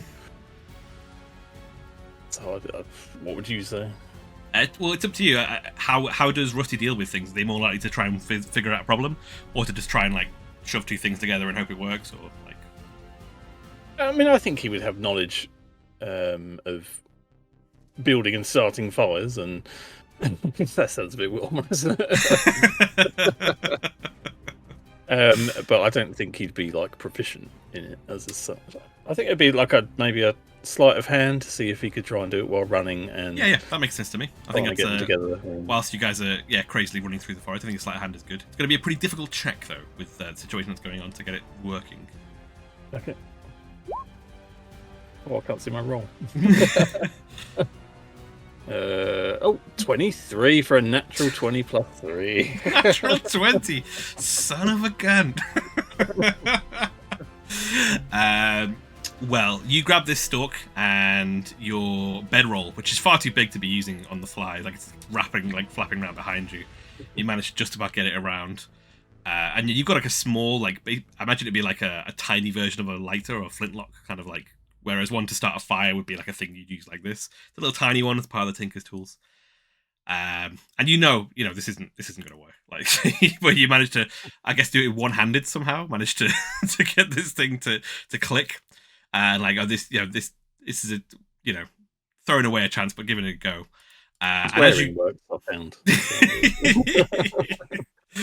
as Rusty leaves a trail of profanities behind them, kind of flicks this little tiny flintlock, and it catches on not on the bedroll, but and on the stalk itself, and it runs up to the bedroll, and the bedroll gets right. And you are now running trailing fire, Rusty. Oh, amazing.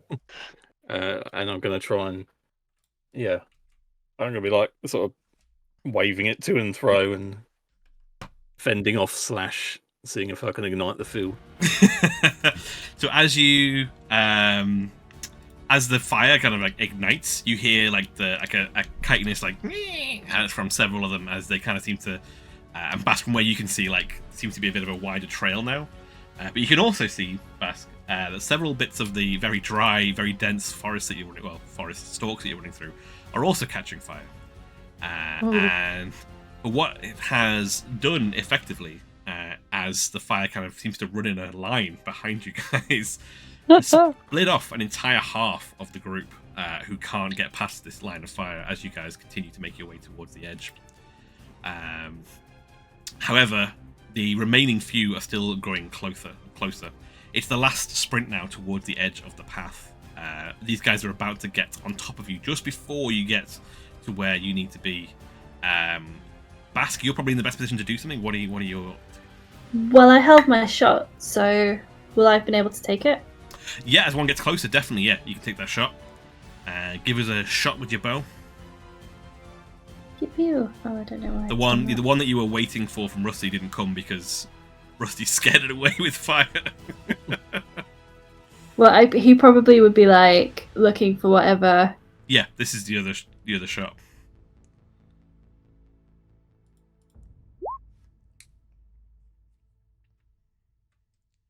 What have we got? 16 plus 2, so 18. 18 is a hit.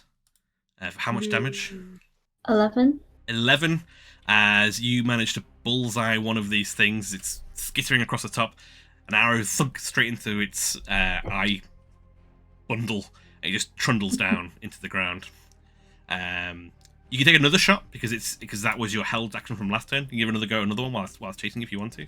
There's about 5 left still chasing towards you. Why not? And can I try and for the second one, can I see if there's one that if it falls over will slow down any of the others, or are they all in like a perfect line?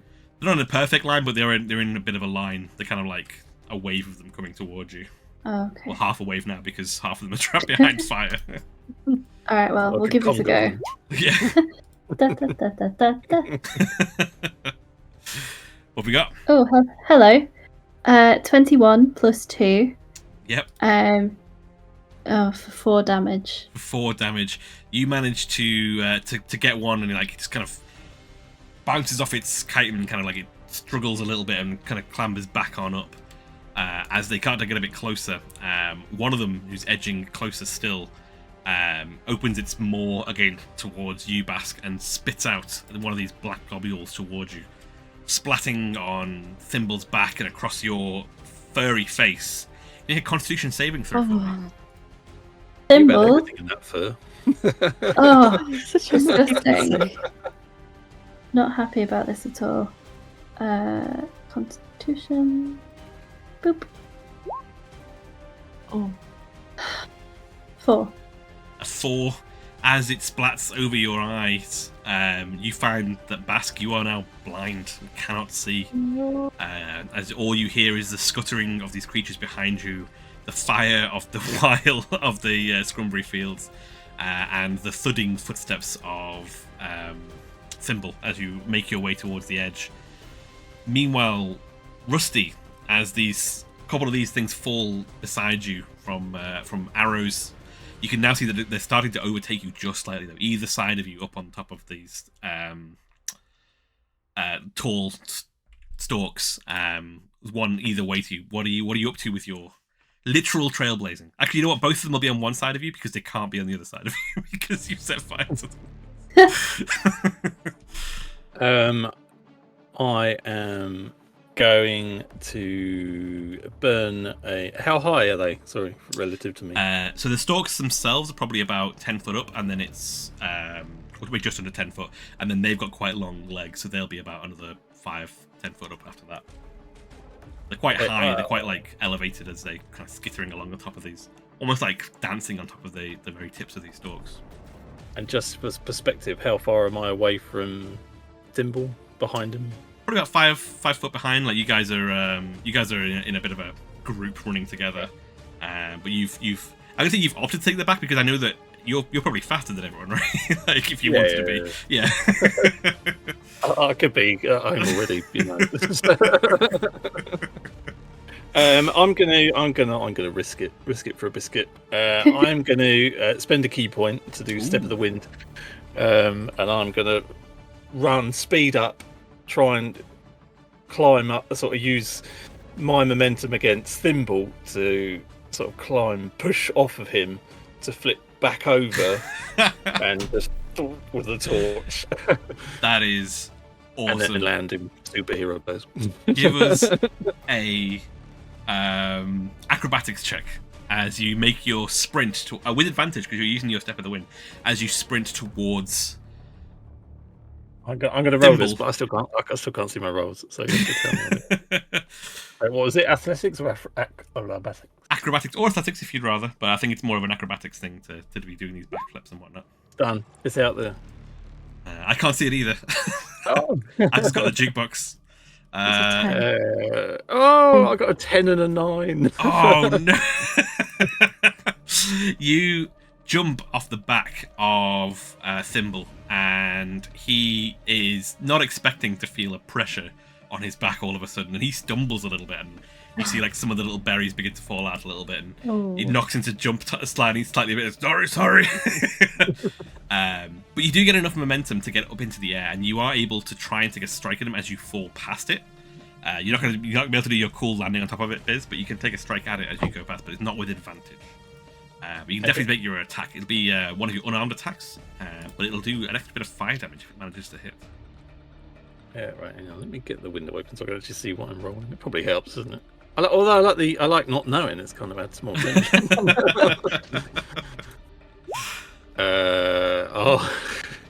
I got 20. Oh, nice. Not a natural 20 though. 20 to hit, very, very good. As you manage to get the stalk, and it kind of like smashes onto this thing, and like just embers kind of emblazoned around it. The force is 4 points of bludgeoning damage. So I'm gonna roll a d8 of fire damage. Ooh. Do I get to type it? I like typing. I forget you type actually. There's a little dice rolly thing you can do. Obviously not. No. Let's roll the dice. On the 3. Nice. As the flames wrap around it, and it screeches, and as you land in the stalks, as everyone else has gone ahead of you, now you've gone in the opposite direction. You've gone back into the forest slightly to do this. And this one kind of just curls up next to you on fire, and you see part of the bushes begin to kind of catch a little bit as well. Your flaming stick bedroll has shattered as you smashed into it, but you've taken another one out. There's only 3 left remaining, but they're ahead of you. Are you staying where you are? Or are you making your way back towards the rest of the group, or? Well, I mean, with obviously you're the GM, but with those dice rolls, I would think that. Would I have to roll to see how he landed? Well, he landed. No, I think because you used a key point to give yourself a bit of a lot of extra maneuverability, so you've landed okay. You've not super fluffed it. Okay. Just didn't smash it. Land a bit more awkwardly than I planned to, and then just sort of start to take off. But I definitely think I'd have been slowed down slightly. Cool. So whilst you are still in the depths of it, at the edge of the forest, you hear Jump as the thud of Thimble. He goes, "Jump! There's a jump. There's a jump. A jump. Jump. Gonna raise it up slightly so I can see what the heck is going on. And you can see just ahead of you is the edge of the Scrumberry fields, the wild Scrumberry fields, and a divot leading down to a small stream. And beyond it, maybe 5-10 foot beyond it, is a pathway, a regular, nice worn pathway, the same pathway you took when you were on your way here in the first place. Do I see any spiders? And not in front of you, no. You can definitely hear them very close behind you. Oh, all right. How close behind me? Can I take a look around behind them? It's difficult to see because they're above you. Okay, in that case, and with the barrel. Yeah. Okay, I am going to head for the divot, leap across it. Hopefully, Are you I can jumping manage it. with the barrel above you? I am. I can do this. Okay. I'm strong. You do have the strong now. Cool. Do you want to give us an? I'm gonna say it's gonna be an athletics check with disadvantage to jump with the barrel. That is fair enough. Oh, what a shame! Disadvantage, that one. Oh no! Ooh. As you run towards it, stomp, stomp, stomp, and leap into the air in slow motion, in a beautiful, ready to do a beautiful arc all the way across. And had you not been laden down by a completely full barrel of berries, you would have made a graceful leap all the way across. But instead, after less than a meter, you begin to go down in a very truncated arc with a splash and a crash as the jump, you and the barrel crash into this lake. Do you want to give a dexterity saving throw? Sure. 20. And yeah, you managed to maybe you can see where 20, you're landing at least. 12. Oh, 12. 12, yeah. It's still not too bad. You can see where you're going to land, so you can see your little feet as you're falling towards the river, and manage to land in a way that doesn't. Doesn't. I managed to land without the barrel landing on top of me. That's great. But it does land to the side with a loud crack. Does it break open? It has broken the large barrel, and you can see berries begin to tumbling out. Meanwhile, Basque, you hear the large creature that you're riding, whilst blind, shout, "There's a jump coming!" And you hear, "Jomp, do you make any noise as you fall?"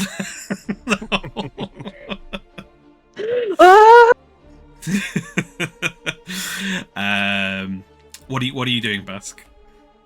Well, having heard Chomp's battle cry earlier on, like they probably won't be too perturbed by the noises, because I feel like loud shouts seem to be the reaction to everything. But Basque will be like, he's already heard, or he's already felt rather, Thimble stumble once, so he'll kind of like grab on as tightly as he can and try and like, he's still trying to like clean off his face. And he is going to try and do a jump himself as he gets to the edge. If you're trying to clean your face, do you want to do a Constitution saving throw to have another go? See if you can clear away that goop. I don't know. Or does he want to see? That's what I'm thinking. Like, what? He's probably just gonna hang on and just like really hope for the best. As he's gonna make a athletics jump to jump across.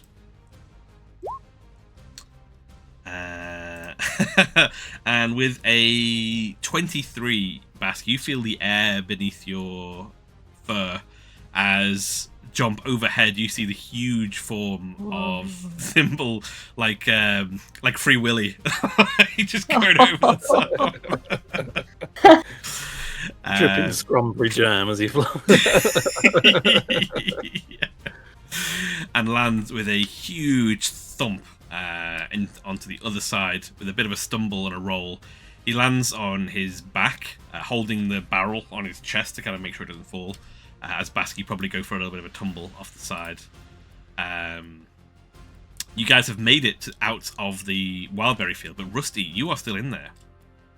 What are you up to? Running. Do you want to give us an athletics check to keep your speed up, as these things are easily level with you now, if not slightly ahead of you? Yeah, I can. 11. 11. You run as Use up hard. all my luck. You run as hard as you can towards the edge, and you can see it now in the clearing, as the edge where Jomp is clambering out of the other side of the lake, of the small stream. That's an exaggeration. And Basque kind of like clearing the goop from their eyes. Basque and Jomp and Thimble, you see the form of Rusty in this huge gap that's been created by Thimble running, fleeing as 3 of these creatures are equal right on his tail, and look set to pounce on him just before he gets able to make it across the river. What are you guys doing? Gosh, Sacred Flame. Sacred Flame.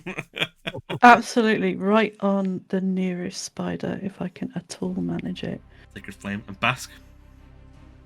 Can I see what I'm doing? Do you want me to make a Constitution saving throw? If you can clear your eyes.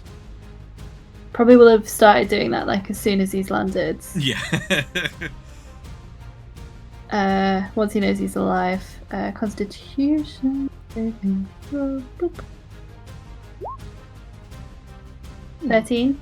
13 is a save, as you manage to clear the goop out of your eyes, and you see this vision of one of these creatures like leaping towards Rusty as he's making his final dash out of the tall grass. I'm gonna try and shoot it. Excellent stuff. Basque and Jomp, roll your attack rolls as Rusty. You sprint away.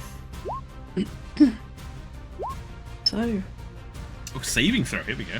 Absolutely. The air around this spider goes dim as if it's the moment just before the dawn, and then this sacred flame drops on it like a sunrise. It did not see that coming, as it splashes off to the side as this energy, kind of fiery energy, blasts into it. An 8 doesn't hit, unfortunately, Basque, as you are getting it out of your eye. Maybe catches one of its legs a little bit. Maybe he's like, oh gosh, and he just can't focus. Maybe his hands are a bit slippy from trying to wipe all the ichor off. Oh yeah, of course. Yeah, you had the shot lined up and it just slips out of your fingers. Yeah. Rusty, as one of these 3 spiders goes flying off from fire, and the other one takes only a minor bit of a stumbling block from Basque's arrow. Do you want to make how are you making this final jump across to the pathway? How far have I got to go? You are running to the edge of it. It's a 10-foot jump across. It's not very huge, but you've got seconds before these things are on you before you make it to the very edge. I'm going to just continue the Matrix theme, and to do as Trinity jumps across the building and then rolls down the stairs and then points the guns at the window. Yeah. Rusty's just going to do that, but with the finger guns. Do you want to give need to spend a key point to do that? I still have. Oh, are you going to use Step of the Wind? Yeah. Oh, very nice. Yeah. So with your keyed energy, does it look like anything when Rusty uses a key point? Is there any kind of visual thing, or is it just an internal key? I think it sounds like one of the windows seems like doo-doo. he just hums it in his mouth. The mystic sound of the window soon goes doo-doo across the fields as Rusty takes inordinate speed, inhuman speed, unnatural speed, powered by their god, as the spot where Rusty is landed on by 2 of these spiders at the same time, who begin to almost fight each other a little bit, as they kind of expected to have an enemy there, and there's nothing there. And they look around in like confusion, and you can see them. They don't seem to be able to work out what's going on until Rusty you make your dramatic landing on the far side, and they both suddenly look to where that sound was, and run towards the edge of the very perimeter of the Scrumberry fields, and you can see their long protruding stalk arms like feel towards the edge, and they feel that there's no more stalks there, and they just skitter backwards into the long fields. And you can breathe a sigh as you have made it to the far side of the Scrumberry fields, away from the stalk spiders, away from the giant wasps and back to the road, equipped with a barrel and a half of you've got half a barrel. You've got a barrel, and you've also got half a barrel's worth. I don't know how you're gonna capture that or transport that. We were given a sack from Miss Flower. Oh yeah, Penny. you still haven't used your sack, have you? Yeah, cool. Okay. So I'm gonna be scooping as much as I can. Sorry. It were heavy. It were heavy. The best thing is that during that entire sequence, the honey was still dripping out of Jomp's back. Oh, yeah, as you. That was how come everything went up so quickly. It was the honey was like an incendiary agent. Caramelized sugar in the air. As these creatures like scuttle backwards into the depths of the tall Scrumberry fields, you can see the literal beeline you guys have taken through the fields, almost as far back as where you started, with fire on one side, like splots of black ink all over the place where these things have been shooting at you, and trails of honey. And Thimble looks around and, oh, that's never happened to me before. You guys have interesting things happen to you, you little folk. Kind of gives a little bit of a laugh, and he's clearly knackered. I can't believe you've never seen them crab things before. They don't bother me, but I guess I'm a bit too much to bite. Wait, so you have seen them before? You just didn't tell us. No, I come through here. I collect the berries. I go back home. Nothing ever comes and bothers me. But I don't think they'd be much of a match for me if, maybe if there was lots of them. There were so many of them. He looks a little bit like zoned out about the idea that like, I was in mortal danger. Hold on. That's not had a really bad day. Thinking about it. That doesn't usually happen to me. I'm the one that puts others in the mortal danger. I don't understand. But yeah, you guys can sit on the side of the road and gather your breath a little bit, as these creatures don't seem to be pursuing you beyond the safety of the stalks. And collect your berries and collect yourselves. We'll probably wrap it up there for this week. Well done, guys. Single-handedly destroyed the natural growing strawberries. Started a wildfire. Yeah, I was a little bit cautious about that. I was like, oh wait, we're talking about wildfire. It's a little bit serious right now. But yeah, the fires will die down in the next rain because it's only a little bit. But yeah, you guys have managed to successfully procure yourselves one backpack full of honey and a barrel and a half worth of berries, which is way more than the pail that was a couple of pails, sorry, that was requested. And you've also, more importantly, procured yourselves an extra level each. So, well done. Welcome to level 3. Fantastic.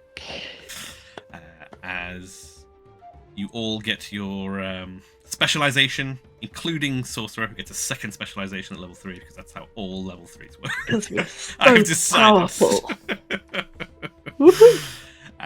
But yeah, we can join you guys. We'll see you guys next week, as you can see what new and wonderful things you have learned from your run through the fields, your fight with the stalk spiders. Stalk spiders. Yeah, They're good. it's because they look like stalks, but they also stalk you. It's the thing. Yeah. Yep. But yeah, you've met some of Peach's pips. Maybe I'll start calling them that. Peach pip. Yeah. However, they're not coming back to report. Sadly. Oh. And there you go. Yeah, that's standard berry picking adventure in Scrumberry, as you guys all assumed would be. I guess predicted every bit of it. Although I think I mentioned last week as well, you guys did fully predict the thing with Thimble and Tilly. You guys called that super early, which was great. Says more about our minds, really, doesn't it? Yeah. I don't know that reflects well on us, really, to be honest. But next week we will return to Scrumberry with your prizes, and we'll get some jam, and you can finally go and meet Captain Sartell, perhaps, with your delicious prizes that you have earned. If we can find some mushrooms, yeah. I was going to say, don't we need the mushrooms? The mushrooms you don't need, but you definitely can try and get hold of some. They were valuable more than an optional side quest. They were an optional side quest, yeah. You did see quite a lot of them, I will say, as you guys were running past in the thing, but there was enough going on for me to not start detailing those mushrooms in there as well. Enticing us into the mushrooms. Yeah. You could just squeeze the ink out of Basques. Yeah, that's true. Basque is just like, is walking like this, like he's not a happy cat. You've had what? Honey, jam, ink. Ica. I love the idea of like this big celebratory moment where like the camera pans away. It's like, oh, you made it out, but then like it just cuts to like Thimble walking like knackered, dragging a wheelbarrow, and Basque pushing a barrel, and Basque completely like sticking out and covered in fur. And Rusty probably being fine, actually. Rusty's doing pretty alright. Oh, he's playing to Jomp what finger guns are. Yeah. You get a hand crossbow and then you put it in the... But yeah, well, we will find out what about it next week. Thank you, everybody, for joining us today. It's been super fun, once again, having some wonderful adventurers with us. I have been lucky enough to be joined by 3 wonderful adventurers. I am myself, JStation64, and I'll be live on Sunday over on my channel on Twitch, JStation64, where I'll be trying to play some more some Diddy Kong Racing, which I had a little bit of a troublesome time playing last week. A bit dizzy, a bit woozy, but we'll give it another try on Sunday and see how that goes. But I've also been joined by the wonderful RevTed.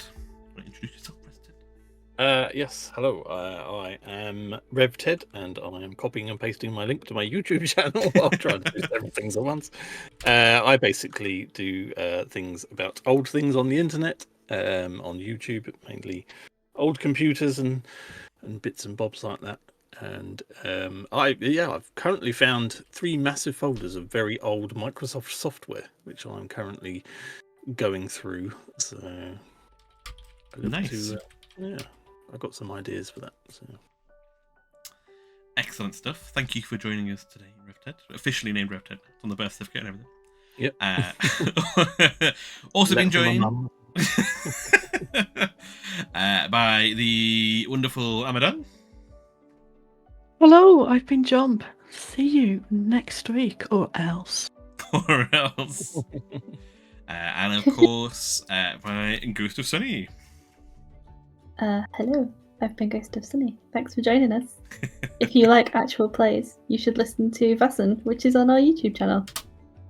There we go, over on the YouTube channel, Little Ghosty Games, where these videos will start to be. So if you're watching on YouTube, hello! This has only just started to happen now. And the intro that you saw at the beginning, that I was like, oh, look at the new intro, you've seen that a few times already, so it's probably not that exciting. But in the meantime, thank you everybody for joining us. I hope you all have a wonderful rest of the week, and we look forward to joining you with some more adventures in a week's time. And take it easy. Cheers, guys. Bye-bye now. Bye-bye. Bye.